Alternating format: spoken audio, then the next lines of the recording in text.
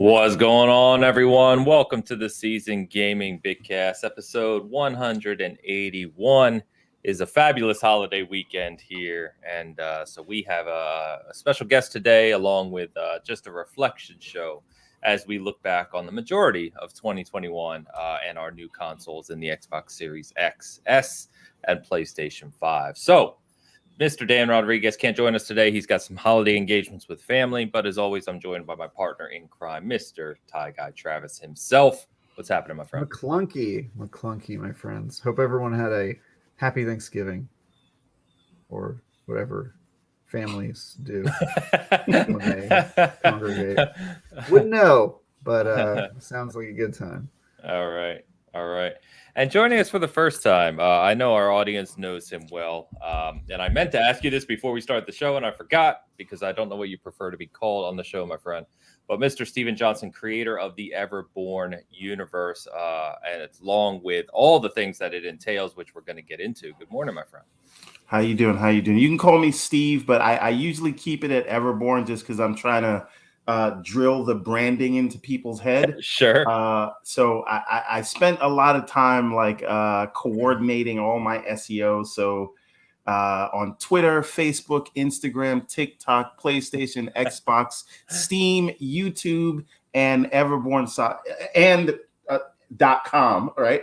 Everborn Saga is where you can find me everywhere. You type in Everborn Saga, you're gonna get me. All right. So I was told by a wise man who works doing SEO for hotels and things like that. But he said, make sure you have a pure and concise branding across the board. People aren't going to think to look for you under other names. So I'm just trying to beat it in everybody's head, Everborn. But offline, you can call me Steve. Sounds good. All right, we'll go with Everborn. So we'll kind of do that during the show. We'll continue to pound that in. So it's a pleasure to have you, Mr. Saga. Yes, thank you, sir. Appreciate that. So yeah, it's it's been fun kind of doing further research. Like we were talking about before the show. We were on a show together, and of course I know of you and the audience and the things you create. But I was doing further research, of course, for this show, and man, I was just impressed. I have people tell me all the time, because I know many of us are like this, right? We have our kind of day job, we have our families, we have kids, we have podcasts and sites and everything else we do. And people tell me all the time, I don't know how you do it. And the same answer that we all give is, well, I just sleep very little. And researching your background and what you've built, what you're working on, the same question popped in my head is, man, I don't know how this man does it. So we're all very busy, but we'll get into kind of the background. Obviously, Everborn Saga and the Everborn Universe, right, is where you're at this point with your creation. But yes. I want to kind of go back to the beginning and talk about how it began, where it came from, the idea, that type of thing. Because if I've done my research properly, and please keep me honest here, is this originally began a long time ago, years ago, with something called Prince of Arcadia. Well, that is where the comics started, but everything started from a game I made. I started on it in 2012, but I released it in 2015. Okay. And it was called Ariel's World. Yes. And that was on the Windows Phone. Okay. And it was at the time, on the week of its release, it was quickly replaced by Rayman, but it was the top paid 2D platformer on the Windows Phone store on the launch week. And then Windows Phone summarily died a horrible death. Yes. And at that time, and I'm going to give you a little bit of backstory before this, but I'll just tell you how the universe started. Yeah. But at that time, I don't know if anybody remembers the development environment called XNA. That's what you used to use to develop kind of indie stuff on the Xbox for Xbox Live Arcade, but they also had a version of it for their Windows Phone platform. Okay. So the entire game was developed using XNA, and there was no easy port.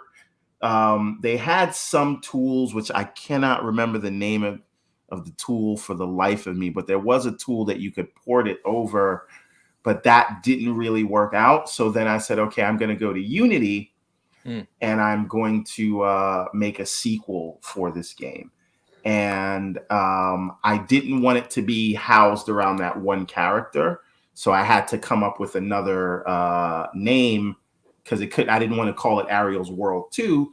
And so the sequel became Everborn Ariel's Adventure.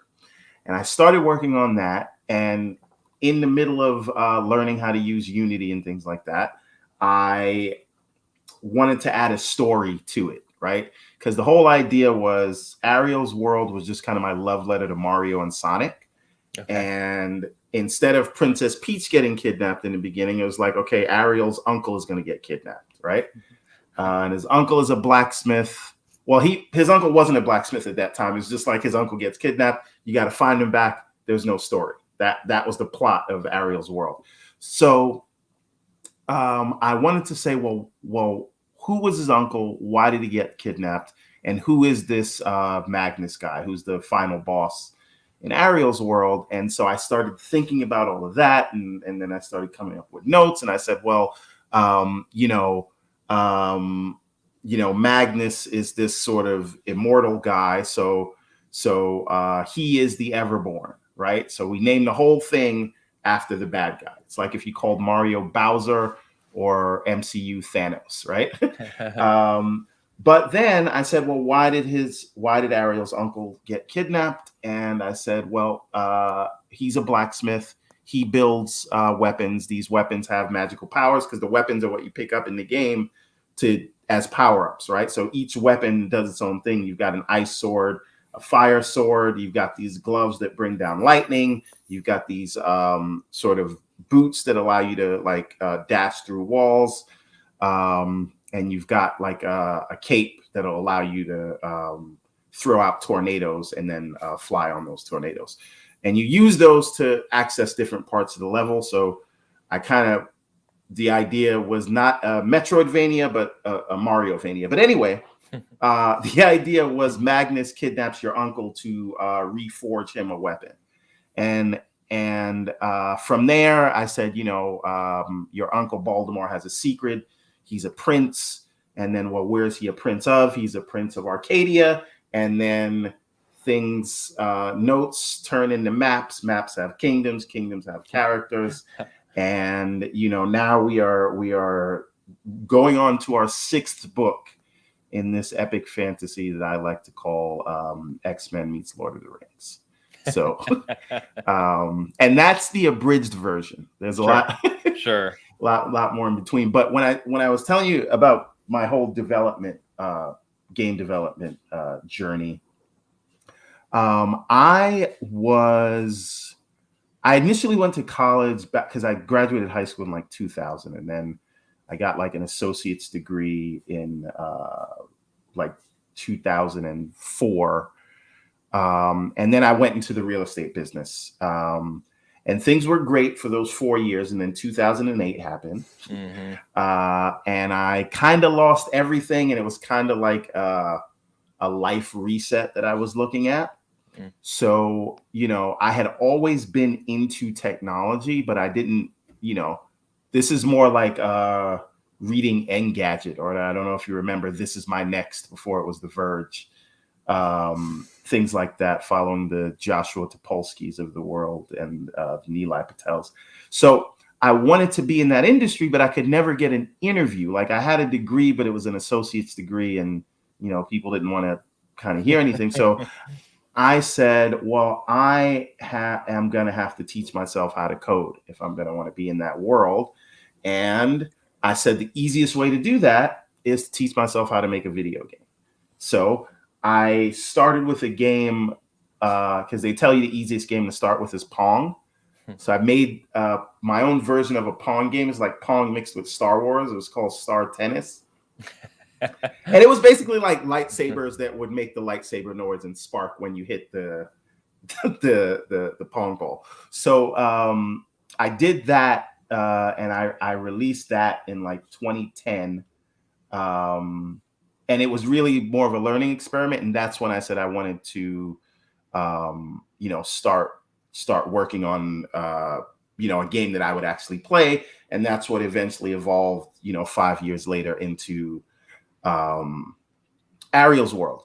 And at that time, I was like food stamps, Medicaid, everything, because I had lost everything. And so in 2012, when I started development on that game, I also registered myself to go back to school, get like a computer information systems degree, like finish the bachelor's or whatever, because that's where my associates was, but I never did anything with it. Because as soon as I got out of school, like I opened a restaurant with my family, don't do business with family, and then I got in real estate. And so, it was just kind of a life reset, and I was kind of reinventing myself. So taught myself how to code, worked on a game, released it, worked on a second game, and got back into school, because it's a lot easier to get a job interview when you are in school, when you're not, especially when you're 30, because they're going to ask, like, what were you doing with your life this whole time? So back in school and working on a game. And so now I'm doing like interviews for internships and things. And I can point to my own work that I did. So releasing a game, having it get some high accolades. I think it did like 50,000 downloads, 60,000. I don't know what it is now. I haven't looked at it in a few years, but it did all those downloads, and I could point to that and talk about that in an interview. And then I ended up getting job offers from Citigroup and Deloitte, and interviews with Apple and Microsoft and all those things. And I ended up going with Citigroup as a technology analyst. And that kind of changed the trajectory of my life. And then I was making money from doing the technology analyst thing. And I had all these notes, and I wanted to turn it into something. And so that is where I got the idea to, hey, let's make a comic based on these notes that I put together for the sequel to Ariel's World. And we started with Prince of Arcadia because I wanted to tell the story of his uncle. So Prince of Arcadia is basically like, if Ariel's adventure is Lord of the Rings, Prince of Arcadia is The Hobbit, because it takes place like 30 years earlier. Right. And it leads to the event. Bless you. It leads to the events of Ariel's adventure and everything else that goes on. And then there were other sort of side characters, and that's where you get like the Redlands, what we're doing now. And then we're going to have our fourth series, The Remnant. And basically we've got 4 series ongoing that are kind of telling the story from each of those main character vantage points. So think of it like POV chapters in Game of Thrones. That's what each of the series in Everborn is like. Got it. So that's how we got from a guy a real estate broker that lost everything in 2008 to a software engineer that is not sleeping and creating his own comic book universe. That's a hell of a journey in the past 12, 13 years, man. Yeah. Hell of a journey. So that's good, man. It's I don't want to make light of what you probably went through in 2008, but sometimes I know you can. I'm over it, and family's good. Don't do business with them, but they are good to help you out in those times. Yeah. So. I was going to say sometimes you need something like that to give you the perspective to take things in a different direction. It sounds like that's what happened for you. So that's good, man. So, yeah, you mentioned the Red Sand. So you have a Kickstarter that's live right now. It's got 9 days to go, which you coincidentally told us you had a plan for all along. Yes, this is all by design. It ends on December 7th because on December 8th, I have already called out of work. I'm not doing or dealing with anything. I will not be on Twitter. I will be enjoying that sweet, sweet Halo Infinite campaign. My man. Beautiful. My man. Along with millions of others, I'm sure. So that's great. But you have the Kickstarter has 9 days to go. Like I said, you've already met your goal, but obviously we're going to put a link to it in the description here. So please check that out if you want to support. So the deal with that is what we're trying to do now is get to we've got 2 stretch goals set up. So we hit our goal in the first 24 hours, and we purposely set the goals low, because the way Kickstarter works is if you don't hit your goal, you get nothing, right? So it's not like Indiegogo where you make whatever you make, but Kickstarter, you say, okay, here's your campaign, here's your goal, here's how long you're setting to hit your goal. So we set the goal at 3,000 because that was what we needed to sort of print the books and get them to everybody. And I basically fund the production of the books, and I do the Kickstarter mostly for fan acquisition, but also just to cover the actual print costs and to get it to people. But we set up these stretch goals so that people could, one, get upgraded to a hardcover edition at no extra cost of Prince of Arcadia Ultimate Edition Book 2. And that includes chapters 3 and 4. But there's a second stretch goal if we hit 10,000, where we will have a professional editor come in and edit the novel that I have written, because I am terrible in terms of typos and those other things. So, but there's also an Everborn, like, proper YA fantasy novel. Just need to get that edited so that I don't look like an idiot. And that costs a couple of shekels. So we are trying to get an editor to come in and looking at it. And that's really what we're hoping we can do. If we finish the way we started, it's well within reach. So gotcha. That's a fantastic, man. Fantastic. And one last thing I'll say about that, we have this tier. Like if you're new to the sort of Everborn universe, you can just go straight to the Theros tier, because that'll give you all the books we've ever done, including the new one. But there's an Everborn tier, which is that was something pretty special in the last one that we did. So the Everborn tier basically gets you an executive producer credit in the book. You'll get your own page with the other executive producers, and then you will show up in we will make a character of you in the Everborn universe, and then you will show up in a later issue. That's awesome. Of the saga. So that's the Everborn tier. We have to limit it, so we only allow 10 of those. Sure. I think in the last campaign we had 5 slots and they all kind of sold out, so I put it to 10 this time. So that's the one. If anybody wants to be immortalized in the Everborn saga, that's the one to go for. That's awesome. So I want to real quickly touch on kind of game development, because I think there's, you know this as well as I do, or better than I do, I should say, is that there's a lot of misconceptions about game development and how things work, how long it takes to accomplish certain things, the challenges of implementing certain things. So I would ask you, what's kind of if you could have some advice for aspiring kind of younger creators that are looking to get into the industry, looking to be a game developer, coder, what have you, what would you say to them looking back on what you've learned over the past 10, 15 years? Well, I will say the tools are getting a lot more sort of easy to work with. I know when I started, I didn't have like this GUI editor like you have in Unity, like when we did, and by we I mean me and an artist that I found, but when we did Ariel's World, it was all just straight C#, no editor.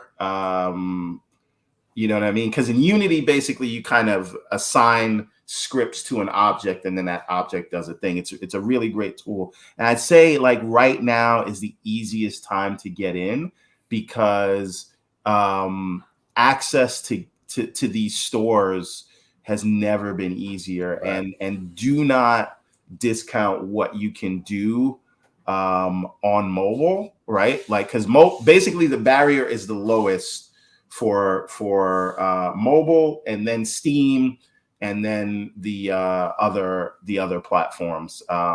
Switch is pretty easy to get into, but I think Xbox might be the easiest. Okay. In terms of the console, so I'm saying Nintendo, PlayStation, and Xbox might be the easiest to get into Xbox, but don't let your vision sort of stop you from what you're trying to create. Because I'll say this right now: if you want to learn and if you want to start, these are things that were not available when I started, but you can go into Unity, you can go into Unreal, and there are basically sample completed projects that you could start. So if you say, I want to make a 2D platformer, you can basically go and look for a 2D platformer engine, and all the basics will be there. You can switch the artwork, play around with the scripts, see the way they work, and turn that into your own game. And it might not be something that you're going to sell a lot of, but you can do that just to get your feet wet, right? Sure. I would say start building a game right now. Look at the Unity asset store.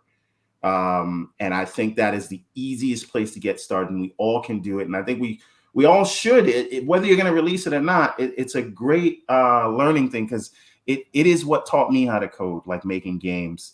And it's so much easier now than when I started a decade ago. So check out Unity, go to the Unity asset store, look at completed projects, download one of them, and just start messing around. There's so much to learn out there. See, a lot of us kind of use, we use YouTube, and I don't want to take away from any of our podcasts. I do 3 of them, and I don't know how many you do, right? But there's so much to be learned as well on YouTube, right? Like there's anything you want to learn, and it doesn't have to be making video games, but anything you want to learn is literally right there on YouTube. Yeah. It really is the world's university. I'm not telling you not to go to college. Go to college, kids. It helped me out immensely. But you can generally learn whatever you want, and any kind of game you're trying to make, and any little thing you're trying to figure out, the barrier of entry is so low right now, and the gatekeepers that used to sort of stop you from moving forward, or you had to get their approval, they aren't there. You can release a game on mobile for now, cut your teeth, and then move up to making something for the consoles. It's absolutely doable, and literally anybody can do it. They make it so easy right now, right? Like I'm actually planning on my channel, like we do. I see Keasante's in the chat. We do 3 shows together. One is Boom Show. That's PTG on Mondays, and then we do the Gaming Circle on Saturdays, which is on Keasante's channel. But on my channel, we do On the Reel, which is more of a sort of we kind of dissect films and comics and novels and things like that. And we as of late, we've been doing 1 a week. So we kind of take a deep dive on a show or a movie or something like that. And I do all the, obviously, game trailers and comic trailers on that channel. But I'm planning to start a series of creator-driven content that kind of shows you, if you want to get into game development, here's how you start. If you want to create a comic, this is what I don't have the golden source, right? Like I just know what I do. Some half of it might be wrong, but I still want to be able to show people, at least there's things that I took years to figure out, and if I could show that to people, sure, I'll feel better about myself in the little sleep that I get. No, that's amazing, man. And very good points as well. So so Asante reminded me in the chat, and good morning everyone in the chat. But you're a fellow Sega man, right? Oh yeah. Travis is shaking his head, so we may have to remove him from the show, and you and I can just fanboy about Sega first. Let's do it. But no, that's great. I know there's a group of us, of course, more than You mean the enlightened bunch? That's true. Yes. Who grew up with Sega and all things Sega. So that's great, man. I don't know if you caught it a while ago. We did with Cog hosted a Yes, I Sega did see reflection that. show. Yes. Okay, Yep. I was on, and the first time you guys tried it, there was like an issue with the stream, and you had to do it again the next day. Yeah, there was. I remember. Yeah. So just so like Sega. Yeah, but when it was complete, it was awesome. Yes, exactly. Like when they rise from the ashes, like the phoenix, when they one day grace us with this AAA Sonic game that I've been. What was the dress code for that podcast? Did you guys all have to wear black or? You can't talk bad about Sega. See, I didn't check his history well enough before bringing him onto Bitcast. Oh, come on. You gotta do a background on it. Yeah, we got to do some Sega background. I just believe there's a reason Sega doesn't make consoles anymore. That's all. Because they're waiting for Microsoft to buy them, and then they'll be back in the and they'll release put them in charge. Yes, a Sonic Blue Series S. That's what they're gonna do. My God. That would actually be really cool. Yeah, I like that. With the hedgehog spikes. Yep. But yeah, we'll have to save the further Sega reflections. Not that there's ever a bad time, but we'll save that for another time. But Is there though? There's always a good time to talk about Sega. Come on. All right, guys. Well, appreciate the background there. So I hope that anyone listening, we've had a couple developers I've spoken with or interviewed, and I like to put that on a separate section on our site. So I'll make sure to probably clip this out and put that over on our Good in Gaming portion too, because I think to your point, Everborn, it's just good from an educational standpoint, and the more people that know kind of more the details about how games work, how they're made, the complexities, the better we all are off, I think. From this is another thing. I see this a lot, and like I said, I make games for my own for this universe that I'm trying to build, but I am a software engineer, but like I said, I write software for banks and things like that, right? But so many people talk about this stuff so lightly, as though there aren't like human beings that are getting up every day and trying to sort of do their best to kind of provide us with this pastime of ours, right? And I've seen this, like, the way people kind of talk about 343 and other developers. Like, I get it. Like, we're screaming into the void of console wars at people that we are never going to meet in real life. And so we maybe sometimes project all of our anger, fear, uncertainty, and doubt onto complete strangers, because that's probably the least harmful way to do it. Because, like, maybe if you yell at somebody online that you'll never meet, it's better than yelling at the people in your real life. I don't know, right? But I say all that to say, just remember that these guys are people, right? And they look at this stuff and they watch when people say, they should be fired or they should be replaced. Or my favorite thing is, why are you using COVID as an excuse? Right? Forget about the millions of people that are dead. That's an excuse because I want to play my game now. Right? And it's just like, just remember, they're just like us. They bleed like us. They are a lot of the time lurking in these comments, and sometimes in the spaces when people talk about their work. And what if somebody came to your job while you were filling out your TPS reports, or mopping a floor, or stocking a shelf, or serving a drink, or driving an Uber, or your software development job, or whatever the hell you do, and told you suck at everything you do and you should be fired every day? How would that make you feel?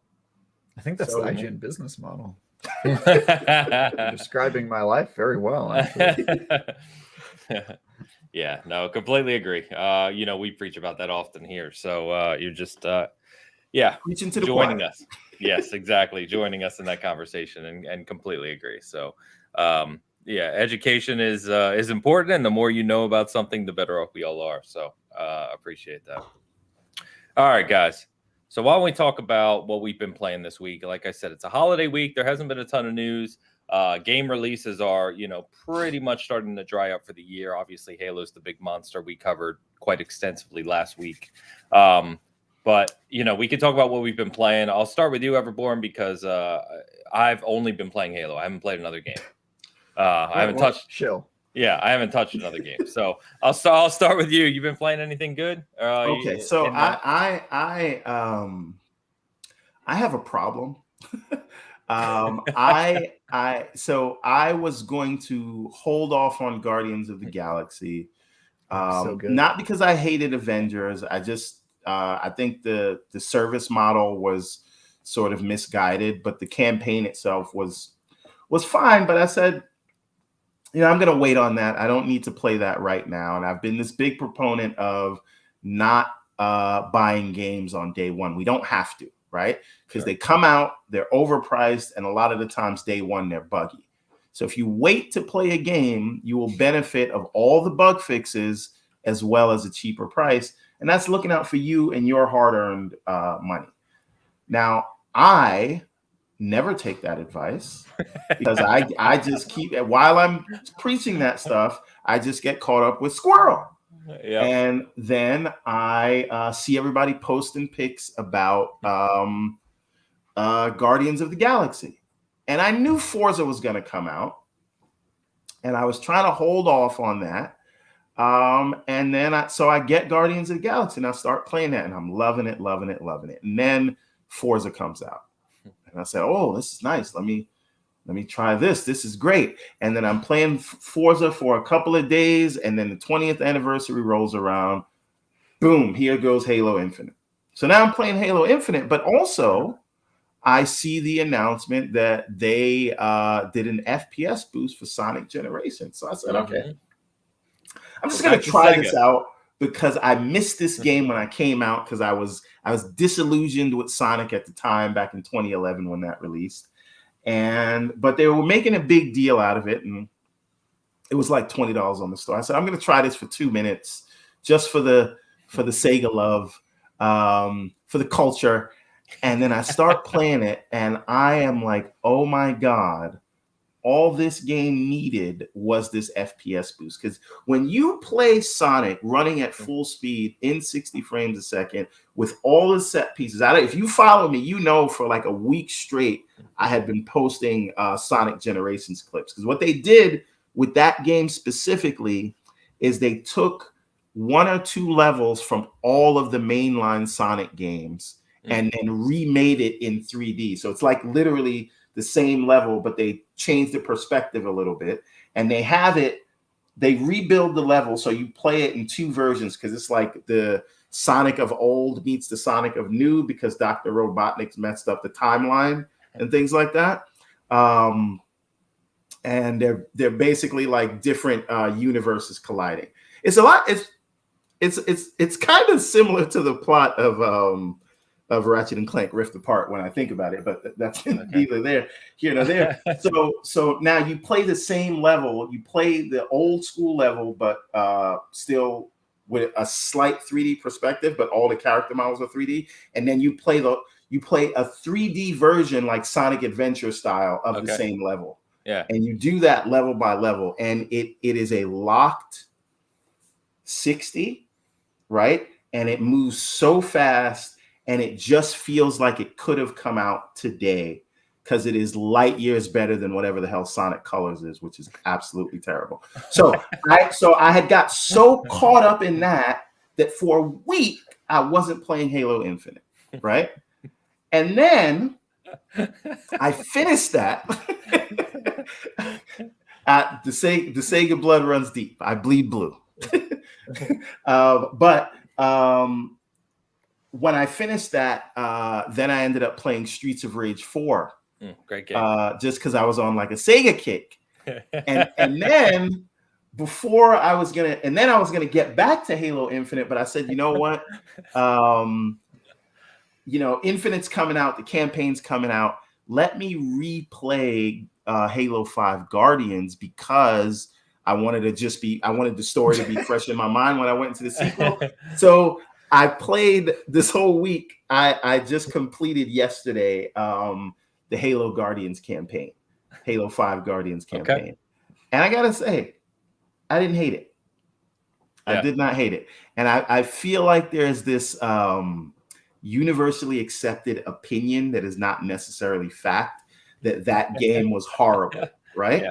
Yep. And it is not really true. If you go back and you look at it, it got an 84 Metacritic, right? When Ghost of Tsushima initially released, it got an 83 Metacritic. I know they did the Iki Island and now it has an 88. But my point is, we could all praise a game that gets an 83 Metacritic. You cannot look at that game and tell me the graphics were bad, especially for 2015. And the production quality was also sort of through the roof for its time. Now, I get that there may be some issues with the story, but I could point to a lot of games that were great that people had issue with the story of. There's a lot of people that had issues with the story of The Last of Us 2. That didn't make it any less of a great game. Right? So, and I say all this to say, I don't know how it became this talking point that 343 has never released a good game, because Halo 4 had an amazing campaign, multiplayer issue, sure, but they were the guys that came in and humanized Chief, who previously was just a superhero, right?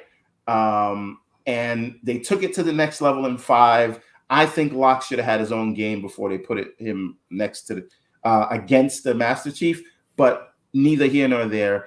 I really do think that Halo 5 Guardians deserves a little more respect than it has today, and so does 343.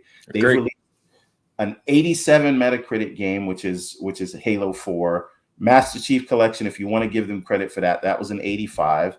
And Halo 5 was an 84, right? So 84, 85, and 87 is what they've released, but we talk about them like they're rookies. And this is what I mean by these are people we don't hear. We don't hear. Yeah, and so oh man, the Halo 5 campaign, you still trash it, Ains. I still think people are going to look at that. I do not trash it. That's way too strong of a word. I said the story is not what people were looking for, which is exactly what Everborn's saying. What people are looking for, I don't think people deserve the stories that they think they want, because yeah, I mean, look no further than what happened to the Star Wars universe. You give them the story they want, and then you end up with Rise of Skywalker and Jesus. Anyway, I digress. Don't get me started on Star Wars. That's too big of a can of worms to open for this podcast. Yeah. I honestly think like the best thing you could do for fans is not give them what they want. Like they don't. Fans don't know what they're talking about. Exactly, they don't. They're not mature enough to realize that sometimes the hurt is good for them. You know what I mean? Like you got to break old bones. I think Halo 5 did a lot for the franchise, but you know. Some people don't like the dark middle chapter of a trilogy, The Last Jedi, the Halo 5 Guardians. The list goes on and on. The only thing I will say is that I do feel like the game ended on a weird cliffhanger, right? Yeah, like you mean like Halo 2? You mean like every middle game and no, which is fine. And I've made this point on me and Kay Asante's show a few times. Had they followed up Guardians with a game, whether it didn't have to be Halo Infinite or Halo 6, but it should have been another game to continue that story in 2017, 2018, the latest. I do not think people would look at it the way they look at it today. Because at the time, I remember being high on it, but feeling like the ending wasn't enough. And I need the follow-up chapter. So I was really excited at the end of that to see where it went. And then 2017 comes and goes, 2018 comes and goes, 2019 comes and goes. And now we're a year delayed from what was supposed to be a 2020 release. I just think it's been away so long that people now talk about it that way. And had they had the follow-up to give you some sort of closure to that narrative arc that they set up, the franchise as a whole would be looked at and I'm just talking about in terms of our Twitter shenanigans, because I don't think the whole world looks at Halo the way we talk about it here. No, in the Twitter streets. No, definitely not. Definitely not. I will say Travis has been one of the vocal proponents of supporting Halo 5. I'm with you. When people speak out about it.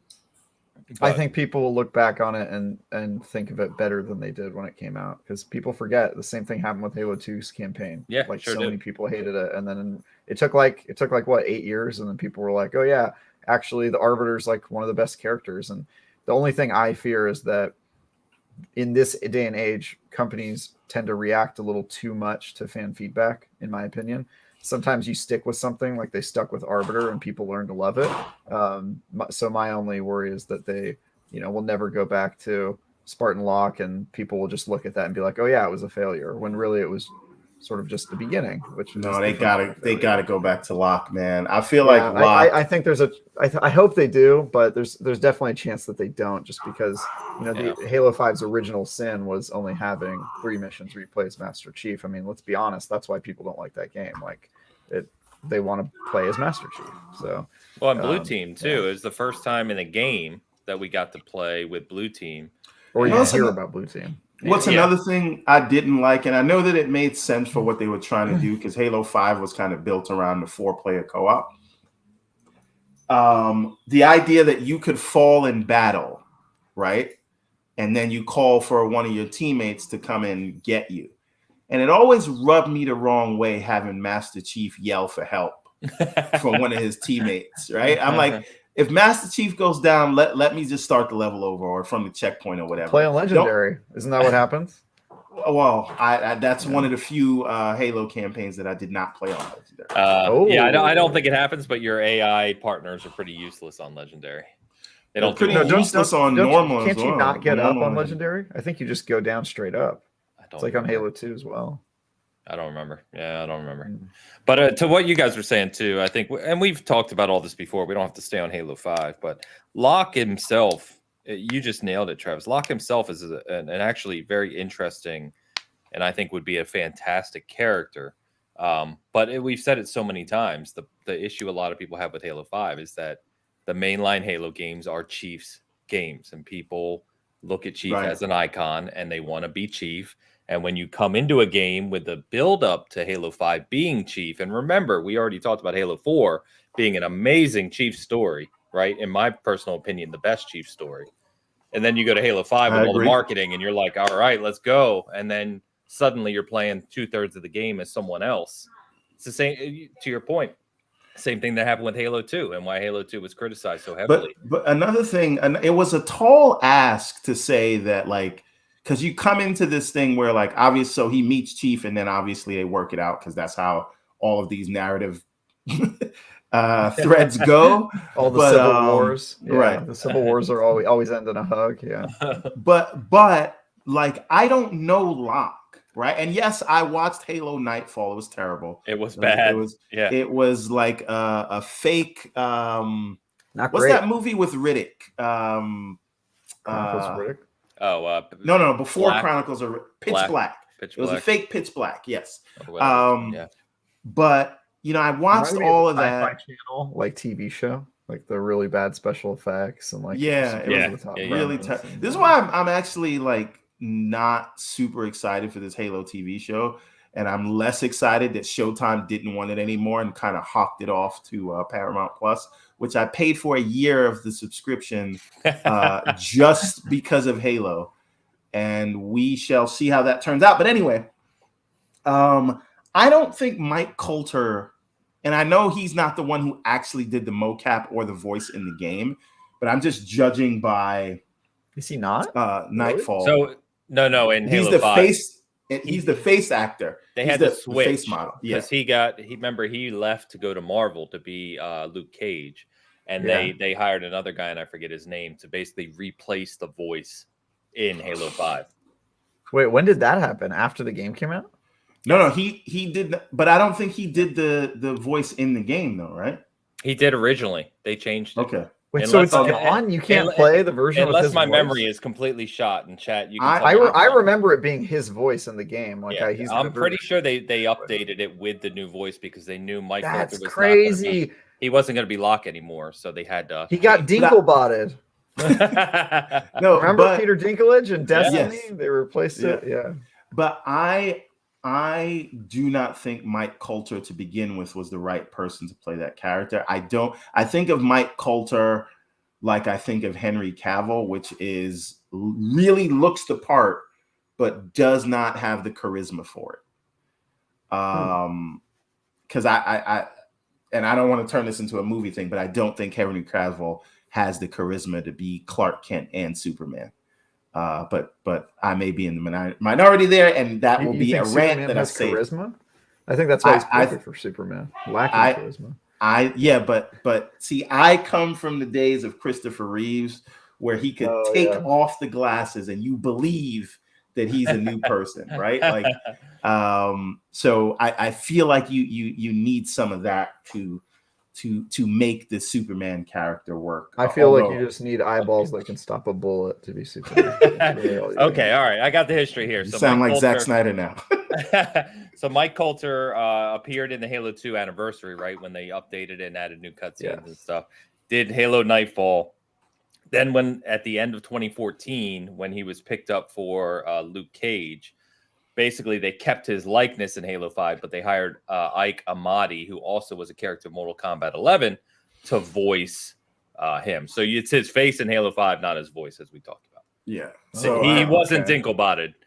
Yeah. He was not Dinklebotted. Interesting. Okay. But the Dinklebot phenomenon is pretty rare. I don't know many games that have done it, but I bet you it's going to be a super common thing in the next couple decades as games as a service keeps happening, because you never know who's going to blow up or whose contract is going to expire. And it's actually happened multiple times in Destiny. There's like multiple characters now who are not the same actors, and it's almost got through a show without you mentioning Destiny. Almost. I know it won't happen. Come on, how could it be possible?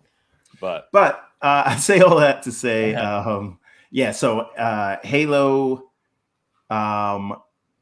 Guardians is the last thing that I played, which I completed yesterday, and now I'm going to try to get back into Guardians of the Galaxy to finish it before Infinite drops, the campaign. Because I've always you have not played Infinite multiplayer, is what we're hearing. Only against bots, and I still have the as Lord Cognito would call it. I got the Dusty Spartan armor, ashy.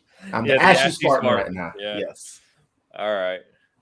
Travis, man, you playing anything? How's your Nerf Legends? Oh my god, dude. Okay, I gotta get into this. My review is not gonna be live until like the middle of the week. I have to write it today, but I finished the game on Friday. It is probably one of the worst games I've ever played in my life. It is so bad for so many reasons. First of all, the multiplayer literally doesn't work. And I mean that literally not as a millennial, the millennial definition of the word literally, which means figuratively. I mean it literally doesn't work. The original definition, literally 1.0. It like you click on join a lobby. I think it's supposed to mostly be an online game, right? Like that's like it's the main thing, and like all of its advertising is like play against your friends and Nerf wars. And it does not work. You cannot start a lobby, I presume, because no one is playing the game. So there's no way to actually get a game to work. If you host one, you just sit in a lobby forever. If you join one, it just says there are no games available on all of the platforms I've tested. And then the campaign feels like, and I'm probably going to say this in my review, it feels like, do you guys remember in like the early 2000s when you would find video games at the bottom of a cereal box? Do you remember that? There was like this weird era of like when when you were still getting AOL discs shipped to your house, where you would get like video games in cereal boxes, and you put them in your PC, and they would just be like these horrifying tragedies of video games. That's what it reminds me of. Like so much. Like it was made like college students, like this was their first project and they got like a D- on it. Like it's like not a good game. It's so bad. But that said, I did beat the game. the campaign mode, if you can call it that. Painful, and now I'm going to write my review today. So I have been playing that. What game is this? Oh God, dude! I'm reviewing a game for IGN called Nerf Legends. Oh, it is a okay. Nerf game. It is a Nerf game that has the art style of like a Fortnite. It's very clearly trying to like play off of that, and the gameplay of a refrigerator magnet. It is just horrifying. See, they had an opportunity to make a Splatoon competitor, but probably I know, and you know what? Like Nerf could have been a great game. Like if they got the right writers and they made it like super tongue in cheek. Like Nerf is already a term in video games for making weapons weaker. Like they could have like played on that. Like they're already in the lexicon, man. It could have been they should have got TT Games to make it. I think that would have been a good option. Lego.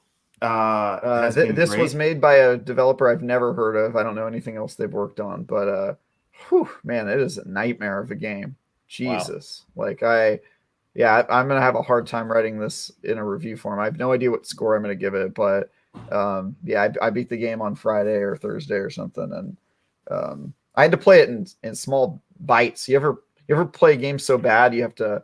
I mean, you own your own website, so you probably don't review any of the bad games. No, but like not really. for me, I review all of IGN's like lowest scores. That's like that's sort of my role at the site.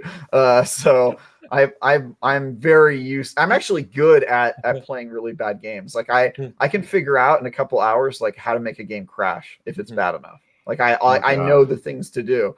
So if I need to capture footage of just like the game just like shitting the bed, I can like make it do that in like a couple hours.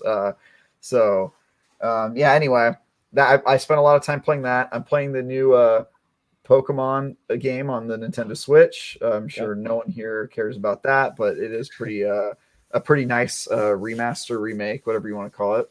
Is that the Diamond and Diamond Pearl, those ones, and those are pretty decent games. I mean, I'm not super far into it. I don't really have a ton of time for it, but I've been playing that. And then obviously the big dog in the room, Halo Infinite. I've been playing a metric ton of that. I did all my Fiesta grinding, got that Weave armor I'm rocking right now.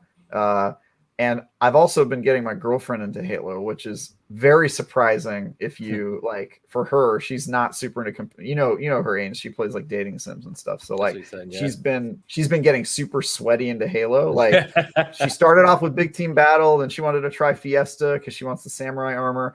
And then last night she turned to me and she said the sexiest words I've ever heard come from a mouth, which was, should we try ranked? Man, that is, you haven't had a girl say that to you guys. So let me tell you, you didn't even get the Halo. Everything is advertised. Everything is advertised. I've heard those words, but it was in a completely different context. But that's, well, unfortunately. Neither here nor there. That's for another show.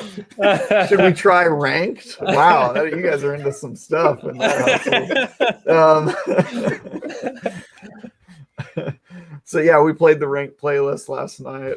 She's getting into it, man. So I just been playing a lot of Halo and doing the reviews, but you kind of know what my backlog is, Ains. I'm trying to get through these Game of the Year games, and Psychonauts is kind of the last one on the list. So I'll probably end up playing that game like at the very end of the year. Is that a Psychonauts thing? Yeah, it's right, man. Yeah. Oh yeah, it's Speaking of Game of the Year, I know there was a lot of hubbub about Forza not getting in, but my biggest snub is Death Door not being included in that Game of the Year list. It is like far and above to this day still. And the only game I haven't played on that Game of the Year list is Deathloop, because I'm just waiting for it to come to Xbox, because my backlog is long enough where I know if I buy it now, I won't play it probably until it's out on Game Pass. So I'm thinking of my wallet for once.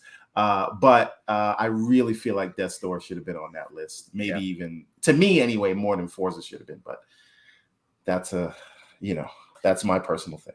Yeah, we talked about that a few weeks ago. Lots of omissions. Yeah, I think I know several people that have that same feeling about Death's Door. It's definitely a fantastic game. So yeah, it's tough. It's been a great year for games, no matter how you look at it. So, all right, Halo. I'm nearing, I don't know what I'm at. I think I'm nearing 3 days played, and considering it's been out for 13 days. I was traveling for 4 days. So that means literally since I've been home, a third of my time has been spent playing Halo, which is kind of crazy, about 8 hours a day on average. So a lot of time playing Halo. And yeah, got into ranked this week and started. I said, you know what? Let's just bring it all on. And I started solo queuing in the open crossplay playlist, because that's how you get better, right? So really, really, really sweaty. And then I not made the mistake because it was fun, but I played with some buddies who Halo content creator and very, very high level Halo players. So like high level Onyx, like some of the, basically the top guys who aren't in competitions. And I will tell you that playing team games at that level is a completely different animal. Completely different. I mean, it's night and day, but it was fun and a learning experience, if nothing else. So got to know your call outs, man. Everything, every step you learn them take on the Halo Wiki. The Halo Wiki. I've nearly completed the Halo Wiki, and I'm including a list of all the call outs for all the maps. So yeah, it's something. But yeah, I can't get enough, man. I'm very interested to see this week when they come back, because Sketch came out and said that they were taking a well-deserved rest last week, and Joseph Stoughton I think said the same. But they're going to come out this week. They're going to address the whole progression thing, and I'm just curious to see what they do in the coming weeks. But more than anything, I had an idea there that we talked about. I talked about this yesterday with KS Anthony. I was saying, Wandering Dutch had made a very sort of interesting point about ways to fix the progression, and he said that because you have these sort of objective-based progression awards, people are too busy trying to complete the objective. And you could be playing a Slayer game, or you could be playing a Capture the Flag, or whatever it is, and they're not actually doing what the purpose of the game is. They are just selfishly trying to get their own, what do you call it? And the game rewards that. So you can't really have a focused match, because everybody's like, I need to get a double headshot with whatever, right? Yeah. So my answer to that is, why not award people points, based on winning, based on your KD ratio or whatever it is, or how many triple kills you got, all that stuff that happens in these normal games, right? Perfect for Halo. Right. But you utilize the training mode. You have a separate mode that is against bots to do that, those sort of mission-based progression. Meaning, if you need to be selfish and do that thing, go do it against Spartan bots, kind of on your own time, as opposed to kind of messing up a team match that you may be having. And you could maybe utilize a separate, like I said, a separate mode against the bots to do those kinds of things. This is where you need to get a kill with a specific weapon, things like that, because it would help you train as well as progress in the thing. And it helps people like me, because I generally don't like playing against people. So I could progress in that way, where they're kind of forcing me to pick specific weapons and do certain tasks, whereas you could be awarded for playing the game and doing well at it. Yeah. Right. Yep. Yeah, I think. Yeah, and sorry, Travis. I was just going to say that the kind of strange thing about it is they have that system in Master Chief Collection. It's much more kind of directed, and it's more about completing whatever that match is, right? Win the competitive match, do well in this competitive match, those types of things. So it's just weird to me that and we talked about this quite a bit last week, but it's weird that they missed the mark so much with these challenges. So what were we going to say, Travis? I was just going to say, this is a thing in other games too. It's called playing for bounties in the Destiny community. And in the Destiny community, there's like a huge problem where all people do is they do activities to complete specific bounties, because that's the most rewarding. And it's really unhealthy, because it means that no one's actually playing for the reasons that they're supposed to be playing. They're just playing because they're trying to get their loot or their bounty done or whatever. And it's especially destructive when entire game modes become basically fodder for people playing toward these bounties, or in this case, challenges. For example, there's challenges that say go play ranked matches. You don't even have to win, you just have to play them. And so there's people who probably don't want to play ranked hopping into ranked playlists, and if you get one of them on your team, they're just like, hey, look, I'm like, dude, why aren't you like playing the objective? Why aren't you like working as a team? And they're like, hey, look, I don't even want to be here. I'm just here to complete the challenge. It's like, damn, dude, like the whole reason they have a separate playlist for this is to get the like the DMV of game modes. Yeah, it's really bad. It's like it's so it just gets people into playlists. It's a huge problem in Destiny because there's like entire game modes that are for like the sweatiest of the sweaty, and then casuals will hop in there because they have to complete a bounty or because they want like a skin or a weapon that they can only get there. And I'm just like, dude, this is not it, man. And this is what I mean. You could serve both purposes, right? And I really think they have something going on. Not to bring it back to the bots, but I think they have something going on there where the people that are kind of selfishly trying to get something. It doesn't have to be either or. You could do both. You can reward people for what the actual objective of that match is. So if you're playing ranked whatever, doing well in that should be able to allow you to progress.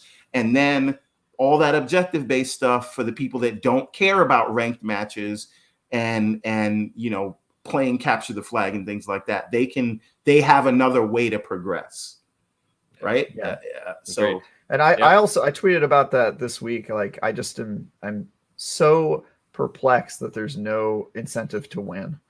Oh yeah, winning a match gets you nothing in Halo Infinite. It's ridiculous. Like, so I completed all my weekly bounties this week because I am a tryhard, and now you're at the point where like you just playing, you get 50 XP, and that's all you're gonna get until Tuesday reset. And so like win like I'm like, hey, I'm getting 50 XP, so I might as well just help my friends finish their bounties who haven't finished them yet. So it's like, I honestly am at the point where I'm like de-incentivized to even play right now until Tuesday when it resets, because the progress is so slow. There's no point to winning. I'm not chasing any specific stuff. So it's just like, all right, is it worth playing 20 matches to rank up one time? Yeah, I'm not quite there. I mean, I play. So I finished all the weeklies on the first day. Yeah, right. That night. So I've had 6 days of just getting the whole 50 XP, and I play. I'm addicted to it anyway, so I'm going to play regardless of what I'm getting rewarded. But it's very clear that in today's kind of industry, you need some type of reward for people. And to your point, even if it's just extra XP for winning. You need to get extra. There needs to be a second daily bounty that's like win a match for 50 XP or something like that, or 100. But yeah, it's the system is very bizarre, and for me, it's not so much that I only play a game if I'm getting rewarded or progression. I totally am from like the old school of like, you're playing to play, like that's the reason you're here, right? But it's more like if you're trying to use your time well.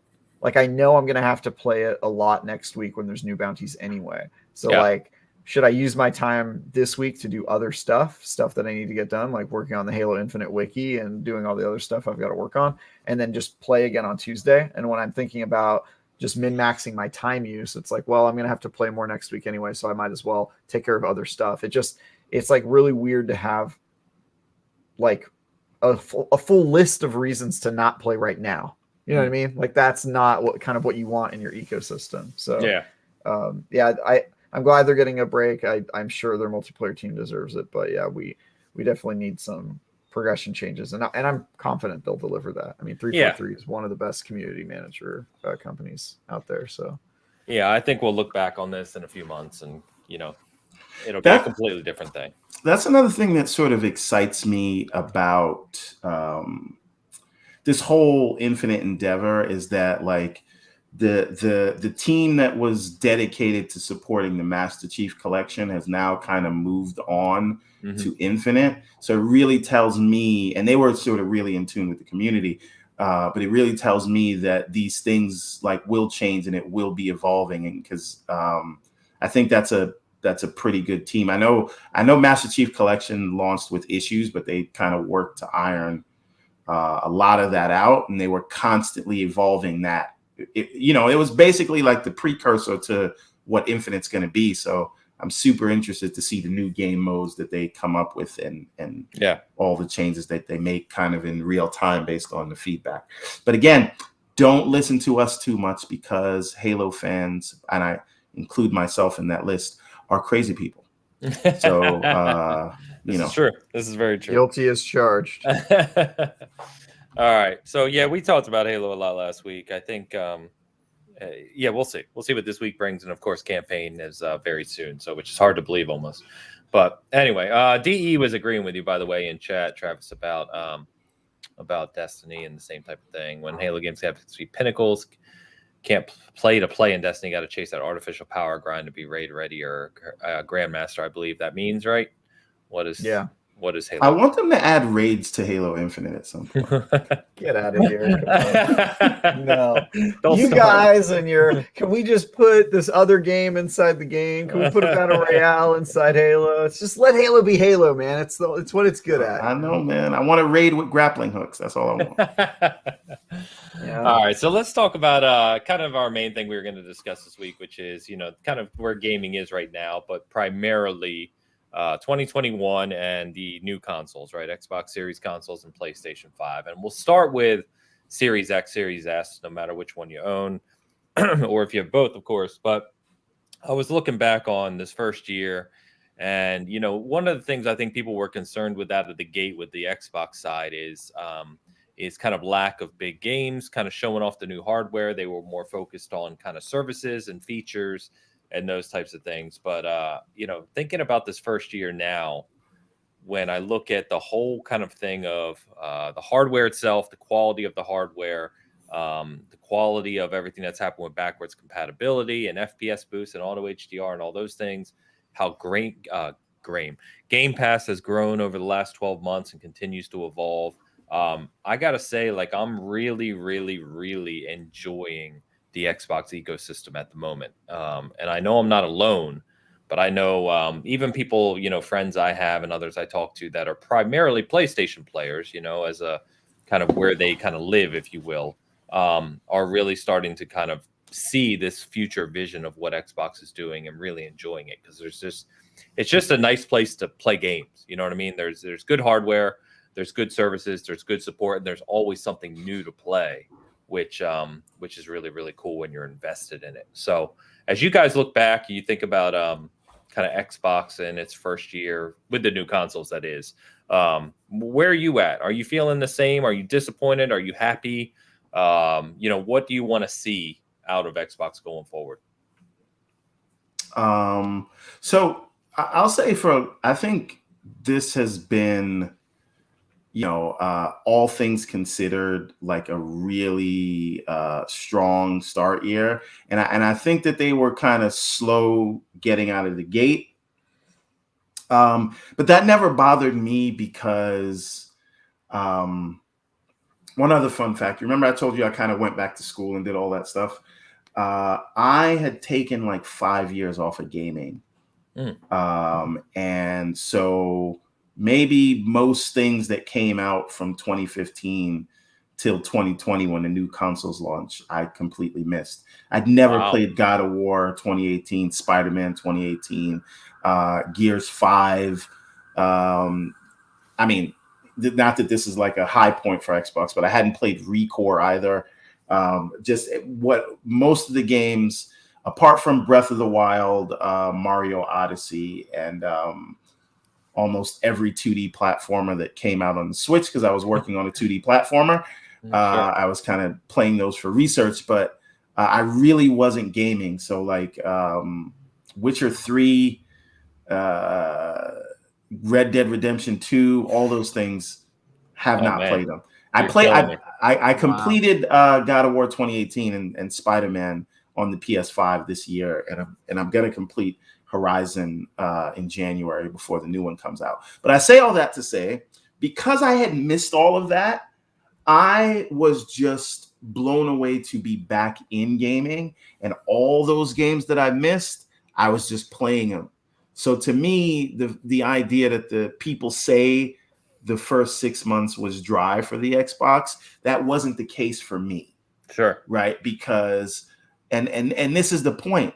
Not everyone like we are here in the Twitter community, not everyone has played every game when it came out. So people that scoff at, oh, that's an old game, it's new to me, right? Sure. And this idea of sort of respecting that legacy and carrying things forward between what they kind of set out to do with back compatibility and FPS boost, and sort of just standardizing that cloud save, cross buy, cross progression, cross play. One thing that really kind of stuck with me with what they're doing going forward, and this to me is probably the most next gen thing they're doing, is standardization of the console itself is not the main endpoint, right? Like the content comes to me. So whether I'm on my PC, whether I'm in my living room, or whether I'm in a browser, I'm not really a fan of the playing games in the cloud on your phone, but I do think xCloud is kind of transformative when you play it in the browser on a PC that otherwise wouldn't be able to do that. Mm-hmm. But when we start to look at this year that Xbox Game Studios has had, I want to list off some games, and I will list off the meta scores that they got. And even if you're not, if you don't pay attention to Metascore, because I think usually Metacritic has like a 5-point sort of standard deviation, so it's like 5 points in any direction. I think it usually lines up with that. So anyway, we've got Gears Tactics launched with the Series X, right? Mm-hmm. 82 Metacritic. We've got Hivebusters. I know it was a DLC, but it did get its own review. Also 82 Metacritic.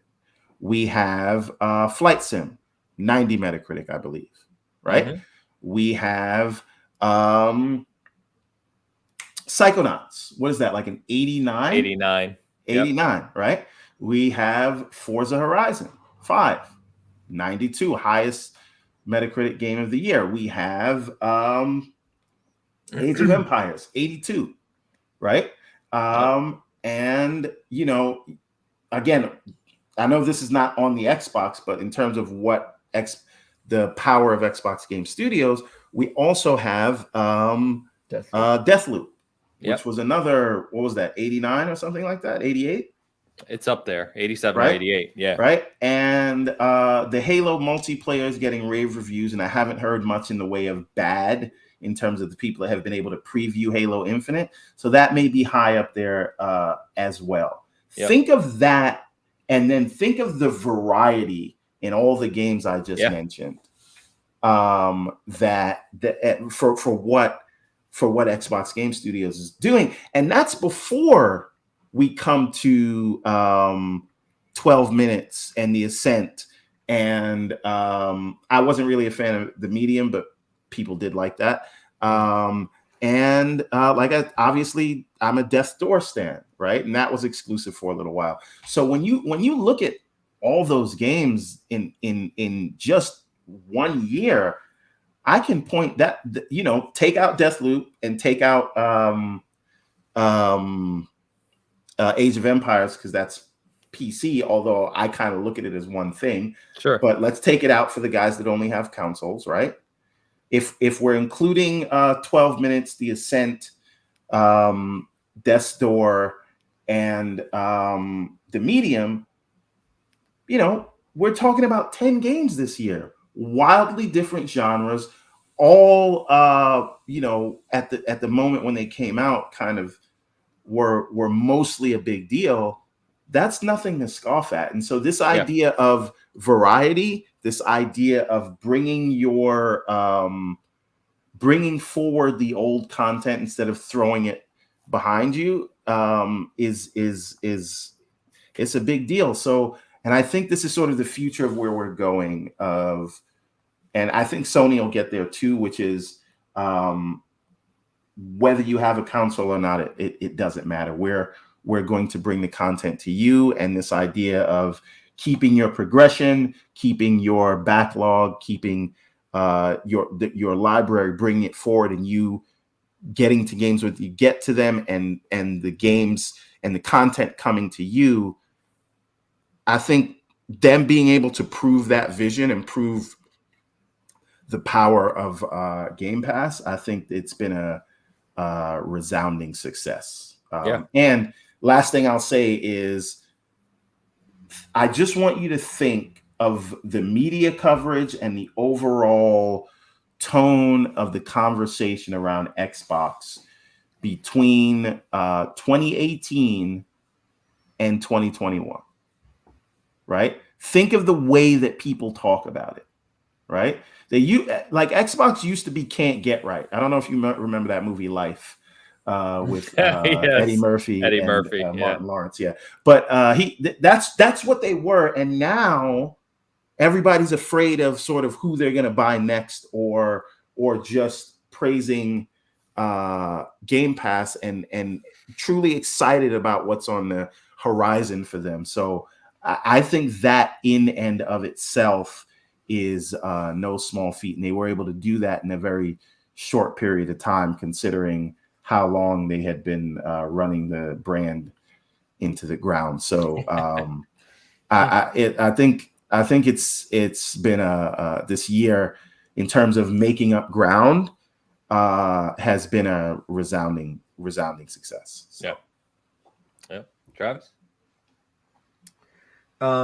Yeah, I think 2021 will probably be a tale of two things that happened. There's a lot of great stuff, obviously, and I think Everborn touched on some of that, but there's also a lot of really not great stuff that happened this year in the industry. One, we have these new industry or Xbox. The industry. We're talking about PlayStation and Xbox, right? At this point, or are we just talking about Xbox? Just Xbox right now? Okay, so just Xbox. I mean, these problems sort of apply to both, but sure. You know, we have these new consoles and nobody can buy them. That's like the first sure, problem, right? We got these new chips, and there's a chip shortage, and there's still the pandemic stuff picking up we're still picking up the pieces from that. There's a ton of game delays, right? Some games are launching when they should have been delayed because working remote is super hard, especially if you're making a game, something that's very collaborative and a team effort and all that stuff. So a lot of games launch not well. A lot of games get delayed. There aren't any games this year that make me think that we'll be talking about them in 5 years, right? Like there's at least one or two games I think every year that I think we'll be talking about in 5 years, and I don't think we got one this year. Halo Infinite could come out it's going to come out this year. Could come out this year, and it could be that game. But last year, Half-Life Alyx, Hades, games that I think we're still talking about. Breath of the Wild a couple of years ago, God of War in 2018, all that stuff. I think are big landmark games, and I don't think we got one this year. I'll be talking about Death Door in 5 years. That's my. Well, you're also still talking about Sega, so this is true. The North remembers. Still the North remembers. I don't know if that's anyway. So there's some of that stuff that I think we could have done better. But overall for Xbox, I think the key to their success has really just been accessibility, because it's so easy. I don't know about you, Ains. You're like a hardcore gamer, and all the people I've heard you talk about are like hardcore gamers as well. But I have lots of friends that are not hardcore gamers. They buy like 1 or 2 games a year. Sure. And so convincing them to get Game Pass so that we always have the same games has been such a godsend, because they'll be like, I'm not going to try a game. I'm going to just stick with like Call of Duty or Madden or whatever. Like I have those guys as friends. Right. But it's so great to be able to be like, hey, just get Game Pass and that'll have all the games that you want to play on it. And then also I can convince you to play like Knockout City, right? Like that was on Game Pass when it came out. I can convince you to try Dodgeball Academia if you're into like old RPGs and stuff like that. There's just like so many interesting games that they can try. And even my girlfriend, like she subscribed to Game Pass. She just did the trial. She wasn't going to keep it, but now she just hops on and is like, what games can I try without buying anything? And it's so cool to see that sort of remove barriers and make things more accessible than ever. I also don't like playing games on my phone, but I do, because when I'm not at my house, I still want to play Xbox, and so I end up playing Destiny PvP on my phone, which has flamed my KDA on that platform. But that stuff, being able to play on PC and travel back and forth. I also think a landmark of 2021 that we'll probably look back on for a really long time, and this is not just an Xbox thing, but I think Xbox is probably the reason it happened, which is the normalization of crossplay.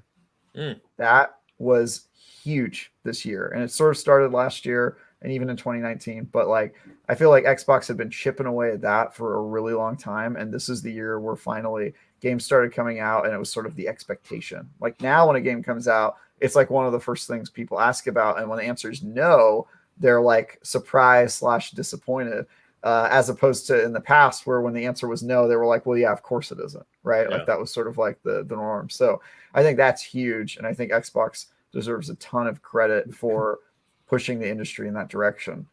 Kicking and screaming. They've kicking done and this screaming. before. It really was. It really was. Yeah. It really was. But even as a guy who talks about Destiny a lot, like I used to have to buy Destiny on 4 different platforms.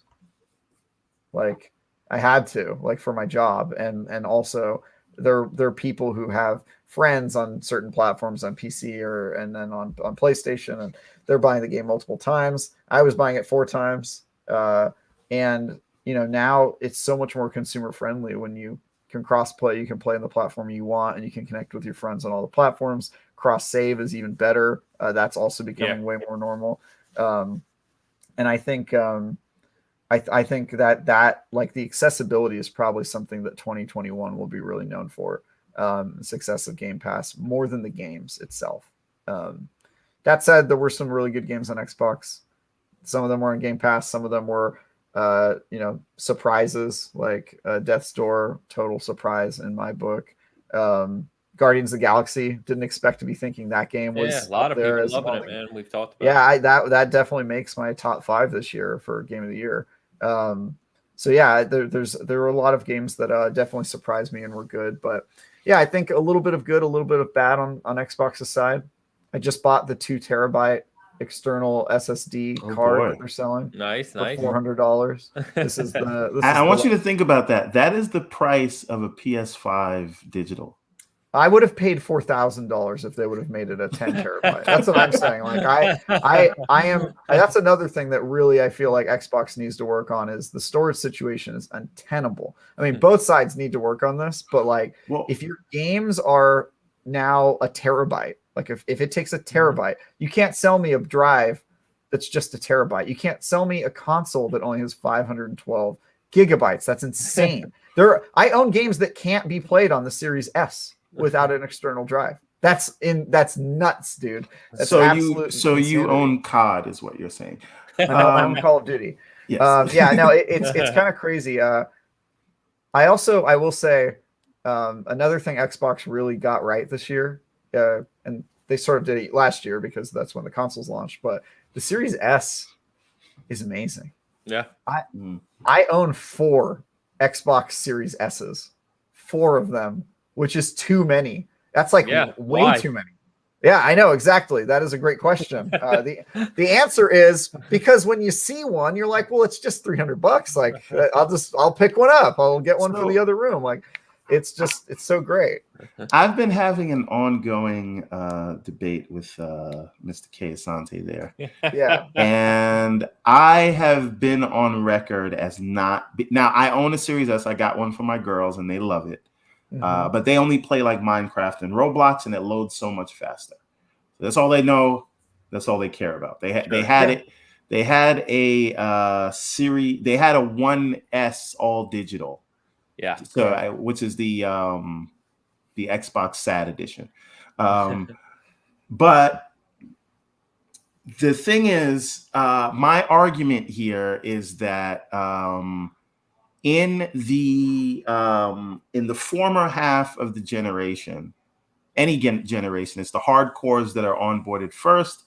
and then the casuals come later, usually when the price drop comes, right? And I think that was part of the calculus for needing a $299 console, because market research shows that when the consoles are able to hit that price point is when they really start to take off. So Xbox wanted to hit that price point on day one, the same way they did with the 360, right? Remember, there was no hard drive version of the 360. They were able to sell. The Switch was $299. It was able to sell. Last generation, when the PS4 was able to hit $299, that is when it really kind of took off, right? So I get that aspect of it, but if it is basically a 1080p console, they say 1440p, but for the most part, it's a 1080p console.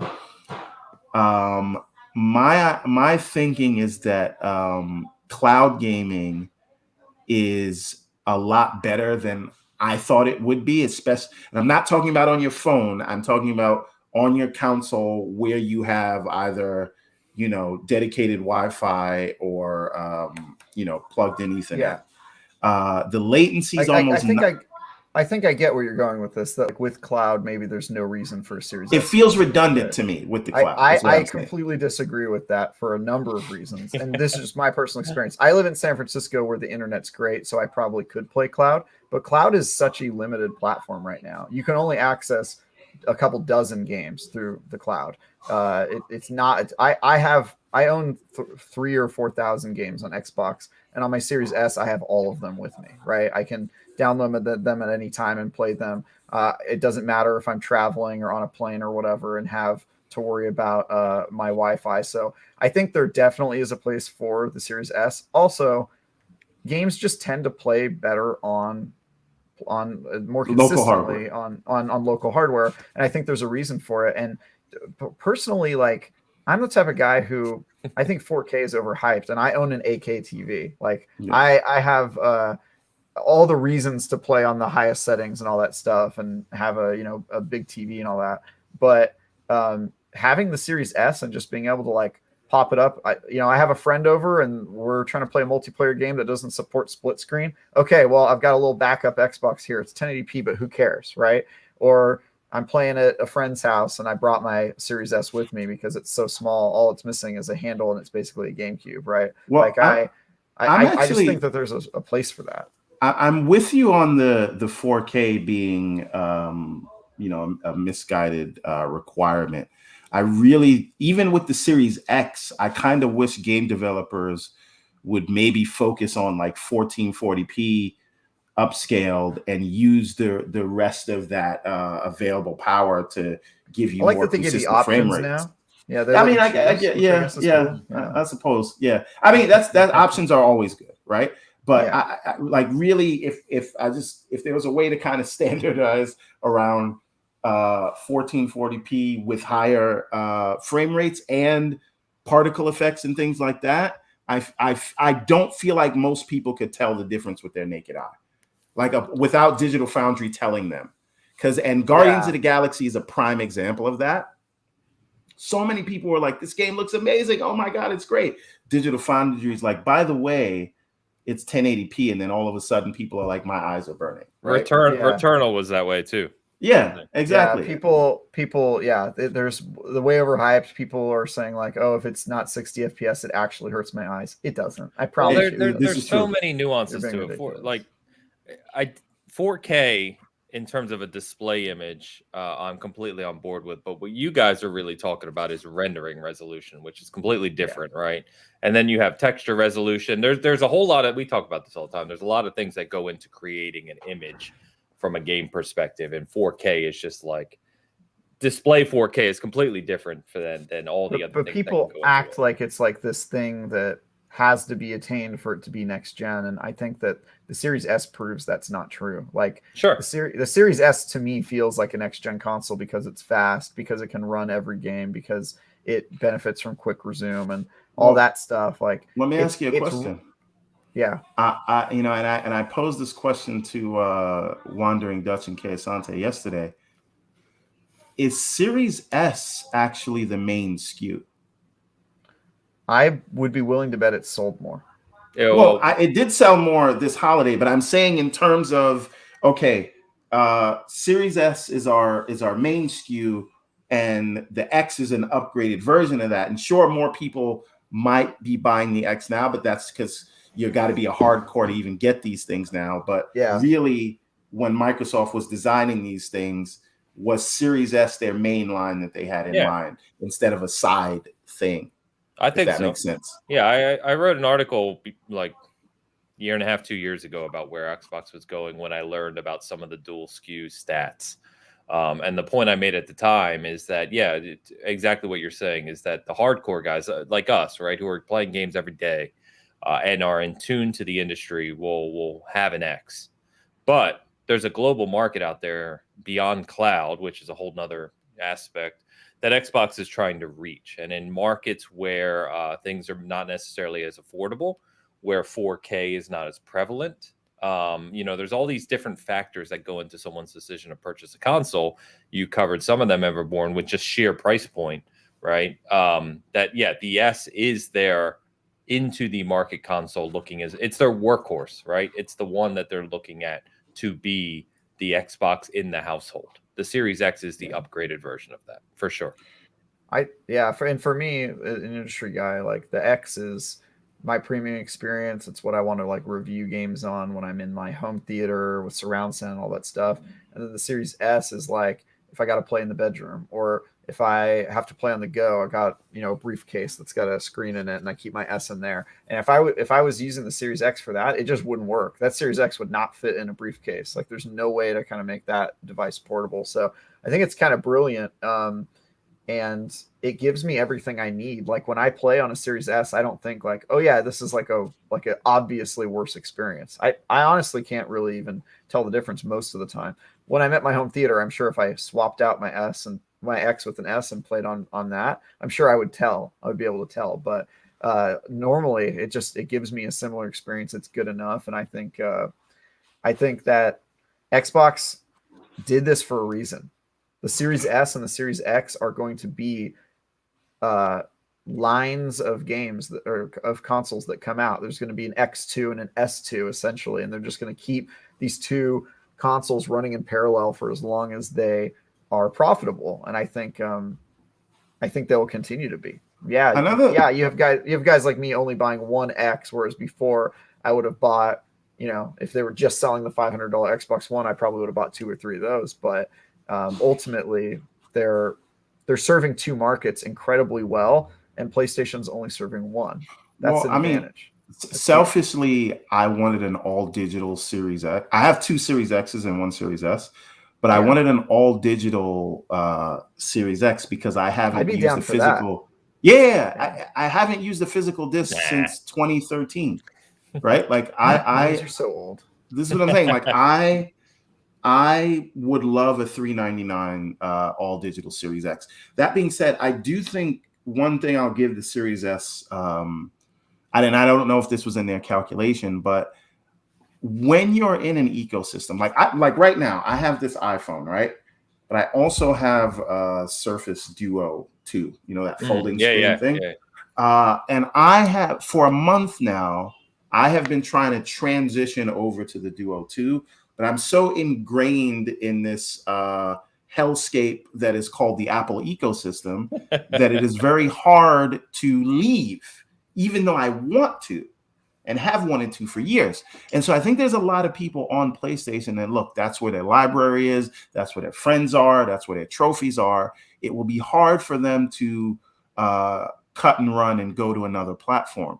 However, it's less difficult if you have a device that will serve as a secondary console, like much the way the Switch benefited in this last generation. Because I think a lot of people that have the Switch also had an Xbox or PlayStation. Yeah. So if they can position the Series S as something that you will get in addition to your PlayStation 5, that might be a smart place to be. And it's harder to say you just spent $400 or $500 on this box, now spend another $500 on the Series X. It's an easier sell is you got a PlayStation 5, but you want to play Starfield and you want to play Halo, you want to play Forza, grab this $300 Series S real quick. Yep. That's on top of your PS5. That's another point I put in my article when I wrote it. Exactly that. And the Switch, as you said, has benefited from that as well. In fact, I mean, the last survey we saw on that, there was some data around how many people that are Switch owners own either a PlayStation or Xbox as well. And it was like, if I remember correctly, if I'm not getting this wrong, it was like 85%. So, there's very few people, it seems anyway, that are literally just have a Switch and nothing else. So for that reason, so it's supplementary. Exactly, supplementary console. The one last question on Xbox I wanted to touch on before we cover PlayStation briefly is we've heard a lot for years now, and I'm not a proponent of it because I love these franchises. But we heard a lot for years that is Halo, Gears, and Forza. Halo, Gears, and Forza. They only have 3 franchises. Talk about this. Yeah, Halo, Gears, Forza. But here's the thing. Hold on, I haven't asked my question yet. Okay, go ahead. Because that statement grinds my gears. Me too. But the point I was making, right, is for the people like us who that statement annoys, right? But for the other people who feel that that's a valid point, they only have these 3 tentpole. Very valid. Although you forgot the 4th one. It's Halo, Gears, Forza, and TV. Can't forget the 4th one. So, but the point I'm making is that do you feel now we've got Forza Horizon 5, which is the highest rated game of the year, probably played by the most people. Yeah, played by tons of people. Count.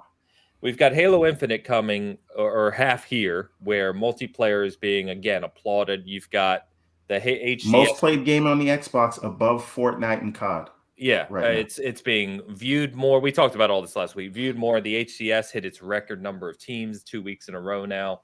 All this, right? And the campaign previews have been fantastic.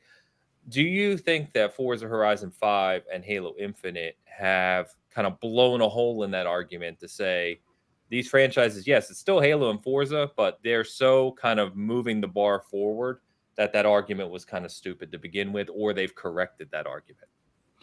No. I think it's both, but I think the argument itself was a straw man to begin with.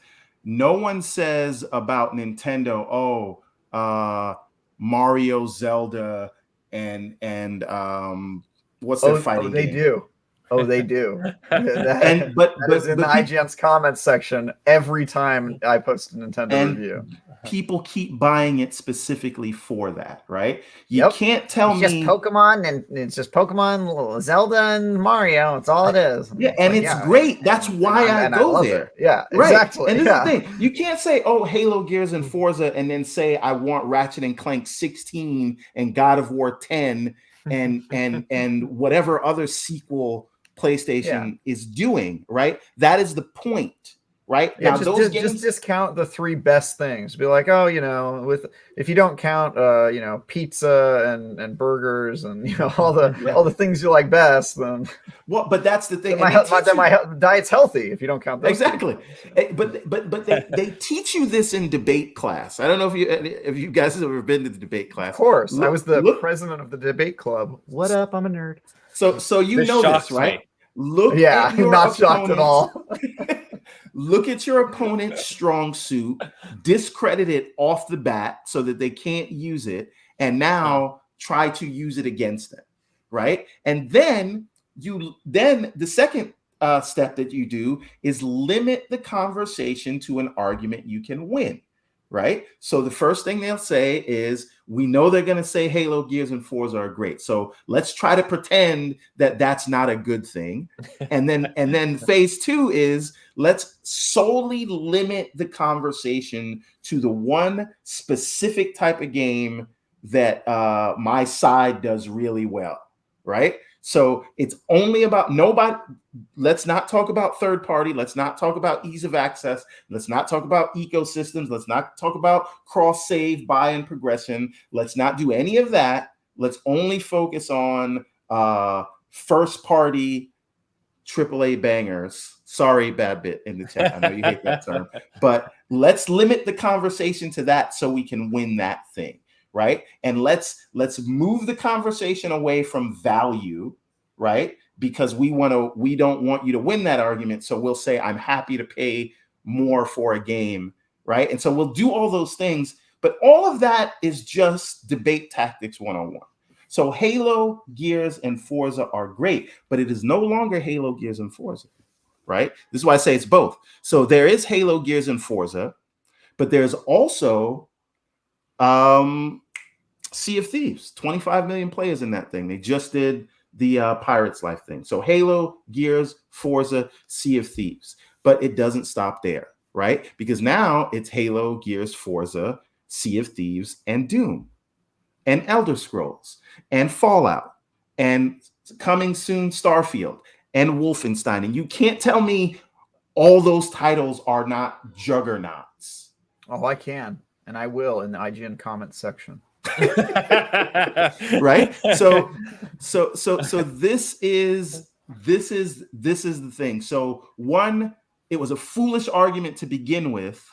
But even if you go and play in the waters of that ridiculous argument, the question has still been answered.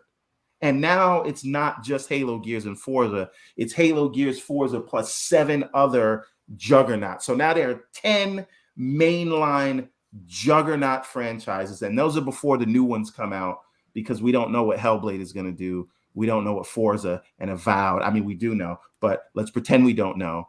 And Outer Worlds and Fable. Whatever Everwild is going to be. Yeah. Fable as well, right? Mm-hmm. So look at all of those big mainline IPs. The question has been answered, but we live in we only live in the right now. And it seems like a lot of us in these debates do not have the foresight to see where things are going, right? So to quote Kay Asante, you see the wolf tracks in the snow. Do you actually need to catch up with the wolf before you know that you're surrounded, right? So I say all that to say, why are you trying to catch up with the wolf if the wolf is going to kill you? I feel like you should go the other way if you see wolf tracks. No, but this is the wolf. I mean, but this is the thing. They don't. They haven't seen a wolf. Is Kay Asante Liam Neeson from The Gray? Is that why he's following? He actually might tracks? Be. He might be. Okay, good. You know what's hilarious? The end of that movie where he's like praying at the end. Yeah, doesn't he kill him with like old beer bottles or something like that? Yeah. Little schnapps, mini schnapps bottles or something. But no, but that's the thing. So the argument was ridiculous, but they've answered it. And now there are 10 mainline juggernaut franchises in the Xbox. I think there's more than 10 if you actually put the totality. I'm being generous, right? Like, no, you're being conservative. Conservative. Yes, conservative. Yeah. I'm saying I'm being generous to the people who made the dumb argument. Correct. Yeah. I just think, to answer your question, Ames, from my perspective, the answer is just no, because even if Forza and Halo are better, the people who are saying that either are making a facetious argument and don't actually care, or they're the type of people who don't like to play those games, and them being better isn't going to make them want to play it more. If you're not into shooters, you can't go to somebody who's not into shooters and be like, yo, but this new Halo is a really good shooter. They're like, I don't care. I'm not interested. It's like telling me that there's a really good punk rock band, and I'm like, well, I don't want to listen to it. I don't care how good they are, right? So what if the Master Chief, right? What if he had a daughter that he had to take care of, and he was really sad about it? Oh, kill my family. Kill my family. All right. Yeah, please no on that one. I think there's certain people who don't like Gears or Halo because they're not into shooters, and then they also don't like Forza because they're not into car games. I don't think any of those the games that came out this year are going to change your mind, except for maybe Gears Tactics, because that really is a different type of game. But then they got to be into RTS kind of games for that, right? Yeah, right. Then, but maybe you're not into RTSs. Maybe you're exclusively into third-person action games with a story of somebody who's a dad or about to become a dad. Maybe I think that's all you like. And if that's all you like, then there's a console for you. Let me tell you, they've been putting out bangers for you soon-to-be fathers for a really long time. Sorry, Mr. Badbit. Is Mr. Badbit a soon-to-be father? So, yeah, I think. I think breaking the news. I think he's about to pop out a banger of a child somewhere out there. It's going to be he's going to be a lit father. All right. So overall, that's kind of Xbox. I think we've talked about that extensively, right? And I think good first year. And I think I can't wait here in the coming week or two till we can start talking about the Halo campaign together. But let's jump over and talk about PlayStation 5 and how they've been doing. So we know PlayStation 5 has had a hell of a launch.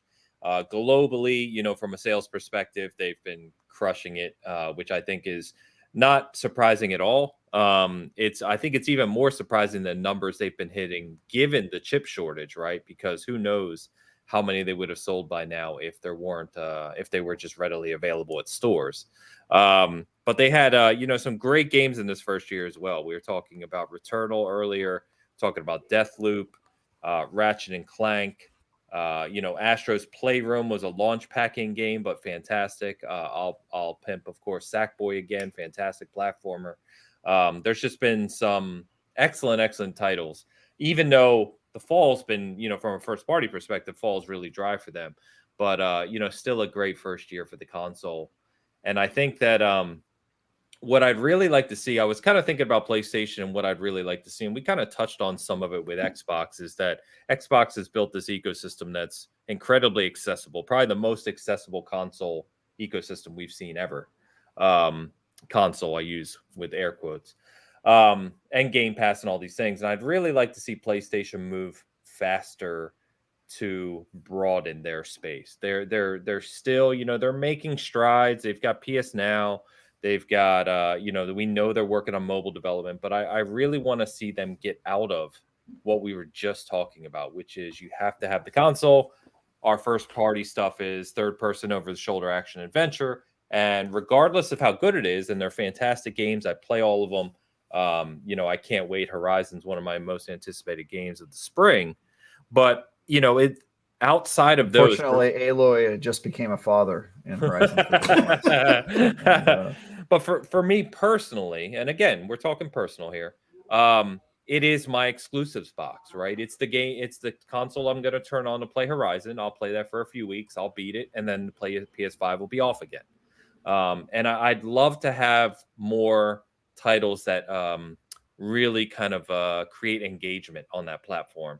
And by engagement, I mean living titles, not necessarily like free-to-play service games, right? But games you can revisit with new content and with your friends, and more of a focus on community on the PlayStation side, because I just love that about Xbox. And I'm still playing Gears, and I'm still playing Forza, and I'm still playing, you know, there's all these titles. Sea of Thieves, a perfect example.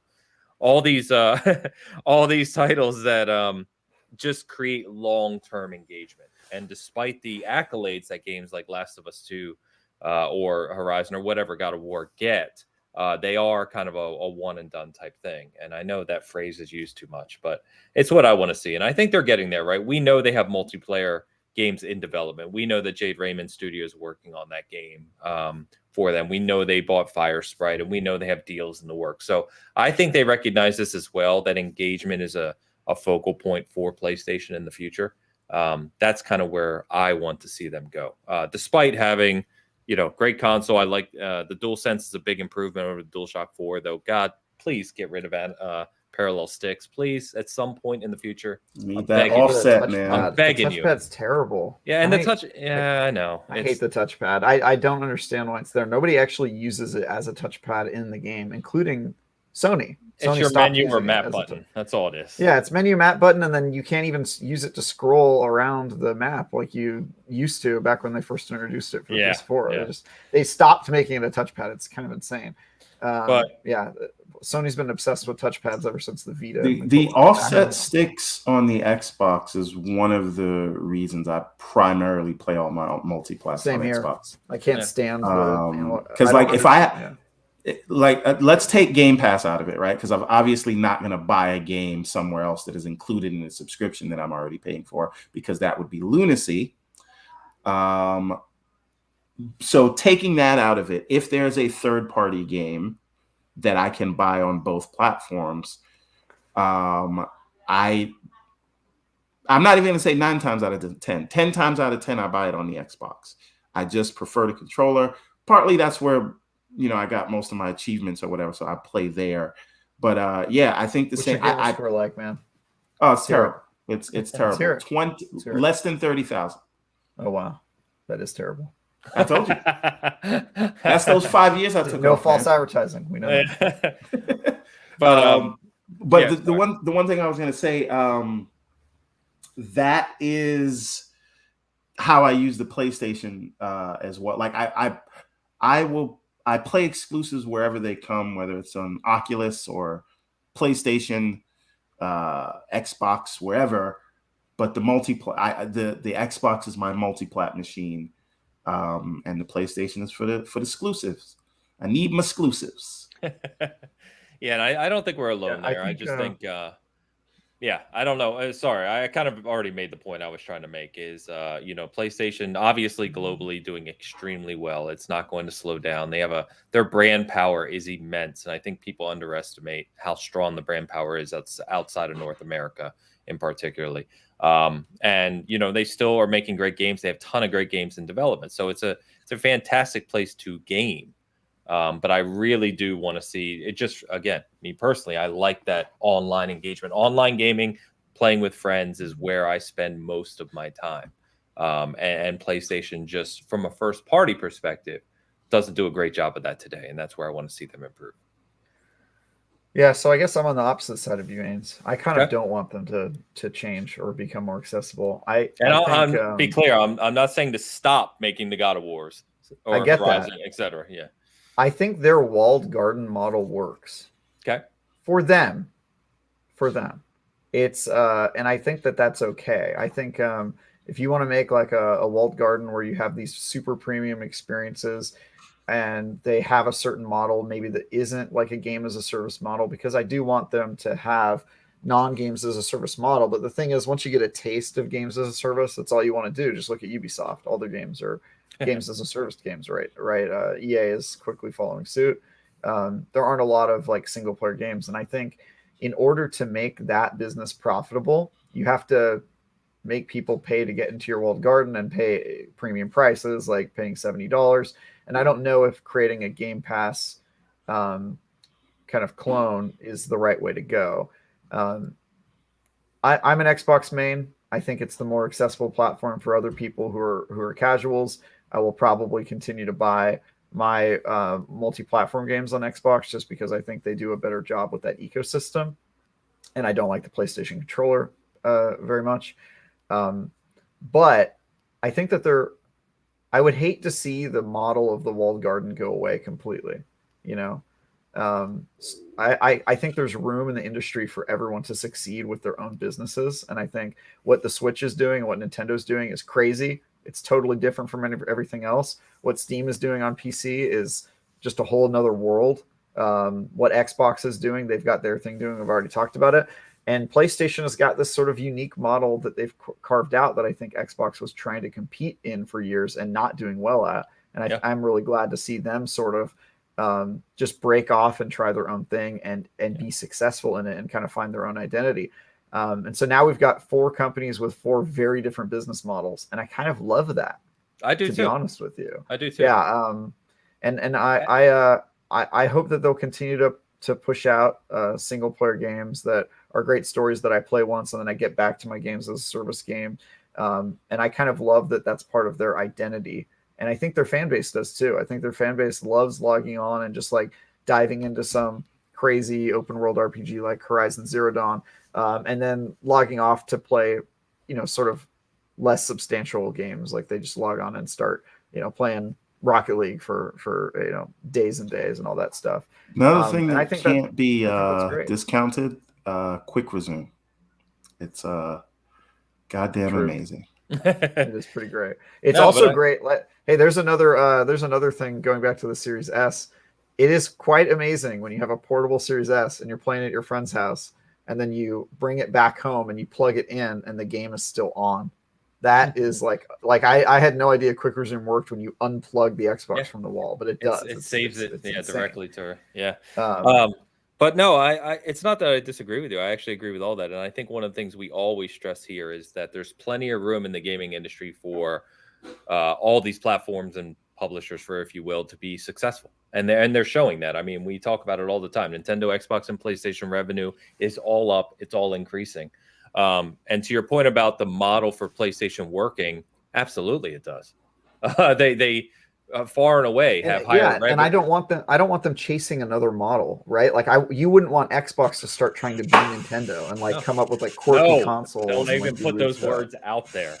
Exactly. Yeah, exactly. And to that same thing, I don't want PlayStation to try to chase somebody else's model. I don't want them to chase Xbox with Game Pass or whatever. I kind of just want them to keep doing whatever works for them. And you mean like how I just asked for Halo to have raids like Destiny? Exactly. I don't want Halo to have battle royale. Like things can be different. Not everything has to be everything, you know? Agree. And so I just think like their model works and it's unique. You can't get that experience anywhere else. And so keep doing it as long as you can make that profitable, and don't chase Game Pass. Don't chase trying to make a low end console or a Series S clone or anything like that. Just like do what works for you. Like that's what I say. So let me say it this way, because maybe this is the simpler way to say it. I want a reason to turn on my PlayStation 5 outside of a single player game every 6 months. And I don't really have that reason from Sony. It's got a good Blu-ray player. I don't know. Have you heard of TV? Yeah, they have Apple TV, I think, with PSN Plus, right? So yeah, I don't know, man. Like I sort of have that relationship with my Switch. Anytime there's a big exclusive, I'll pop that thing on and just get like super addicted to it. And my PlayStation, I pop it on when there's new exclusives. And some people use it for multiplats, but if you don't use it for multiplats, I don't think it's ever really going to be your place. I don't think you're ever really going to turn it on unless you're downloading those PS Plus games every month, or which I forget to all the time. I forget to all the time too, but like that's like a reason to log on once a month at least. So yeah, I don't know, man. I think I love the kind of niche that PlayStation has carved out. It's not really a niche; it's huge. But I like the part of the market where they sit, and I think we're in the healthiest relationship between all four of these different platforms that we've ever been in. It's like, so it's kind of amazing. And I think that's a great point. I think we see a lot of people still invested in the vestiges of that sort of, Sega, Nintendo, Xbox, PlayStation, like, war with shitty marketing tactics and like kind of good old boy days of the console wars that was started for marketing reasons.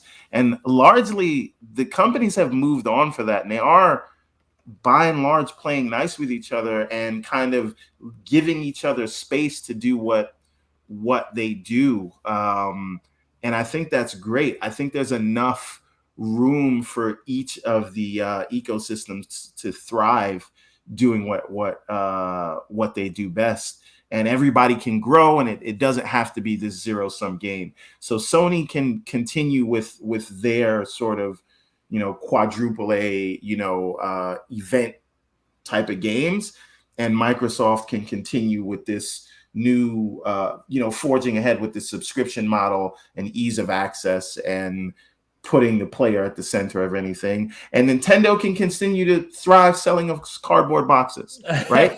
And everybody can be great, and we can just enjoy all of it. We don't have to fight. Agree. Right? We're not unpaid marketing interns. We could just, doesn't matter who sells more. Well, some of us are, yeah. Some people are, but they're not on this show. So, yeah. That we know of. Yeah. I say all that to say, Microsoft or Sony or Nintendo do not need defense lawyers, not from the likes of us on Twitter. Like, you don't have to defend them. You don't have to disparage them. Richard Hogue. Tell that. You can just play what you like, and whoever sells more be damned, because it's not going into your pocket. Yeah. I'm always amazed by how much people care. I'm glad that people care about the industry. I would like them to direct their care toward different things. Yes, yeah, they can spend that. Care a little bit less about how many consoles are sold, and a little bit more toward like the creep of microtransactions and quality of games at launch, quality of our game creators' lives, Activision, for example, and the stuff I talk about in my reviews. Maybe dig into some of that. Yeah, maybe try to prevent the Nerf Legends from getting released. I don't know how. How will we tackle that issue? All come together and make sure that this never happens again. Can we do that? Let me get this super chat from Mr. Mariano Pampa. $10 super chat. Thank you very much, brother. Fair to say, owning both consoles has been great. Both sides doing well, and we are going to be well fed in the coming years. Also, new Halo Infinite trailer just dropped. Chef's kiss. 10 more days. I know where I'm going. Watch that. Oh boy! Don't watch it. It's a story trailer. Don't watch it. The Carry On trailer. Okay. All right. I'm curious. We'll check it out. But Pampa, thank you. Pampa has been one of my nightly Halo Infinite teammates that we are playing every single night, way too late into the evening. So, which I'm sure we'll do again tonight. You never hit me up. We're always open. Always open. You joined us the other day. What are you talking about? You appear offline, bro. Sometimes. Yeah. Always. I think you just have me blocked. Appear offline to Travis. It's custom CSL in my. I look for you. I'll be like, oh, we're looking for a big team battle group. Ains always says he's got like 10 people on. Let's try to get in his group, and then it's just like, no, he's not online. I know he's online. He doesn't have a life outside of Halo. His kids don't even know his name. That's also true. Definitely is on Halo. All right, fellas. So with that, yeah, man, I think. It's a great time in the industry. I'm looking forward to these next coming weeks. Obviously, as a Halo stan, we always talk about it's going to be a very exciting time. We've got the Game Awards coming up, whether you think about them or not. We've got a bunch of reveals, and we will also have the just a few things to mention. So more Halo coverage coming at Season Gaming. We do have the SG Awards coming back this year as well. It's going to be slightly different from last year. It will come in January after the year is actually complete. And we're going to be more focused on our individual contributors this year rather than like all up awards, because quite frankly, there's so many good games. There's so many games that go unrecognized. We talked about a couple of them here today that we thought it would make a lot more sense for us to kind of focus on. Yes, here's the critically rated best games of the year, but here's a bunch of other games that all of our contributors this Season Gaming really enjoyed, and kind of talk through those. So stay tuned for that. It's going to be kind of a different type of thing, but coming early January. So do you also have like, because I know we talk about Metacritic a lot on this because we're from different outlets, but do you guys have like a Season Gaming highest rated games list, like the highest grades you gave this year? Yes, we do. Nice. Yeah, so that'll be part of were they all given by you? I feel like you just give yourself all the games you know are going to be good. So you probably have like the highest scored overall games of any of your. Well, I mean, yeah. You're giving yourself all the nines, right? Well, I've reviewed Deathloop. I reviewed Forza Horizon 5. So yeah, I mean they're up there this year, but that's not always the case. So I don't believe you. I want an audit done. Let's open a committee to investigate this guy who's given himself all. What's the last game that you reviewed that you gave like a bad score? I don't know. 12 minutes wasn't that high for me. What was it? 7? Yeah, I either gave it 6. I think 6.5. Okay, I'm talking 6. If it's 6 or lower, I'll give it to you. Yeah, but we don't. Again, you're comparing to the biggest outlet in the world that reviews every game. You're reviewing Nerf Legends. I just want to know what there's somebody on your staff who's getting the 5s. I know there is. No, not really. We don't review a lot of bad games. The lowest review we ever did was of a mobile port, which Steve did, which we still laugh about, which he gave a 2. A 2. Yeah. Nice. 2 doesn't have a word for your site, right? No, it doesn't. No. But okay. Yeah, so I mean we're mostly reviewing better games because that's what we all want to play and review. But yeah. So Neo in the chat, Boyfriend Dungeon better be on one of y'all lists, I swear to God. Oh, Neo, I miss you. Please come back, buddy. Yeah, we gotta have Neo on again soon. We always have good laughs. Please. He's my boy. So we didn't mention Boyfriend Dungeon until that moment, actually, today. Yeah, it's been months since we mentioned Boyfriend Dungeon. I have been trying to mention as many dating sims as I can, but they never catch on. The last thing I want to say is we're actually nearing 8,000 subs on YouTube. So just want to thank all you guys who tune in, who have subbed to us, and appreciate the support. So thank you very much. With that, we're going to go ahead and close up shop. Everborn, man, absolute pleasure having you on. Appreciate all the insight and conversation. Obviously, it won't be the last time. Please let everyone know where they can find you and your work. Yeah, man. Everborn Saga everywhere. I'm very active on Twitter, but most importantly, check out everbornsaga.com, where you can get access to all the books we've done so far. And if you would be so obliged, we are releasing a new book called The Redlands. Chapter 1 is a new series in the saga. Check out, just search for Everborn Saga on Kickstarter, and the link should be in the chat, and or you can click the link at the top of everbornsaga.com. We've got I think 8 days to go, so check it out, and you'll see we did a whole animation. It's a pretty cool thing, but Everborn Saga everywhere. Awesome. Yeah. So thanks again, man. Funny, we get some spam comments right as we're closing out. I love these, man. You know what I'm looking for? I'm looking for the online strips with clothing. Yeah, I want more because they got the online strips without clothing, which, like, obviously, you got to. So wait, what are they stripping away if there's no clothing? The skin. You got to pay to find out, my friend. Online strip, no clothing involved. Hannibal Lecter, sponsored by. Oh man, no, they didn't even drop a link in there. I just want to make that clear. It's just no. They just want you to know it exists. No link. Yeah, just hey, we got all you have to do is type in online. I wonder if they're SEO optimized for online strips without clothing. So if you type in that phrase, you'll get their specific stream, because no one would do that. No one would try to SEO optimize that term. Anyway, those long tail keywords. Okay. Yeah, Travis. You can follow me on Twitter at TyGuyTravis. You can read my review of Nerf Legends later this week. I'm writing it today. It's gonna be fun.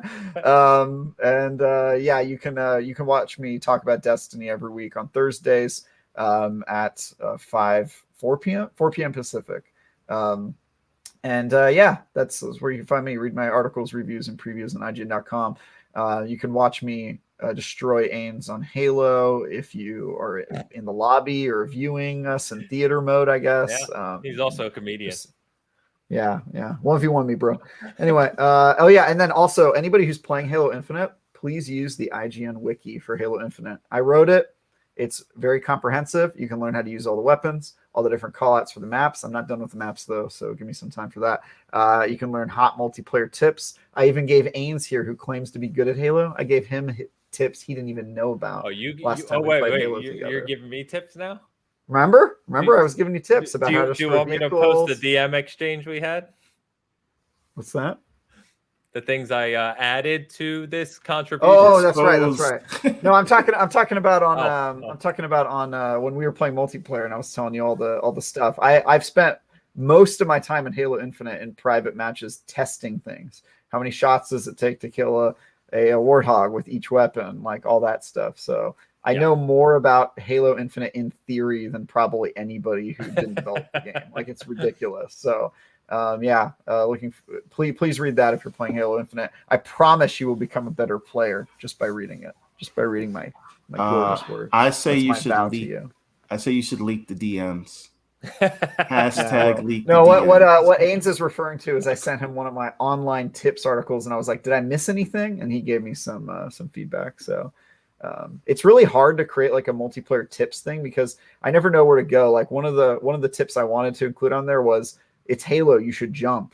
And then I realized if you put that on a multiplayer tips list, people who actually play Halo will read that and go, okay, this guide isn't for me. Like, because it's so obvious, like if you play Halo. So you have to kind of choose what to include and what to exclude. It's a bit of a challenge, but I really enjoyed it. All right. So. Well, Mr. Badbit said he read it, and I know how bad he is. So I know. He needs the tips, man. Read it again. But hey, look, he's gonna be a better competitor because of it. I think. If he knows the call outs, I bet you don't know all the call outs on Aquarius. I do. Actually, I do. Did you add high level ranked? The the controller tweaks to because somebody sent me a link. Kay Asante sent me a link about there are ways to tweak your controls so that you can operate better. Just kind of like what you should set your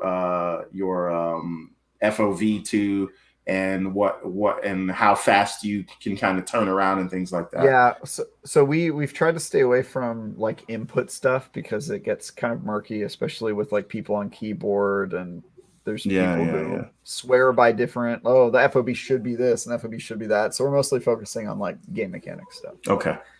It's a good suggestion. Yeah. All right, fellas. Well, we'll obviously see you online in Halo if you're playing. Thanks as always. I mean, for tuning in, listening to this after the show, watching it after the show. Always appreciate you. Thank you very much. We will be back next week. Dan should be back, and we may have another guest as well. Until then, we'll see you. Take care.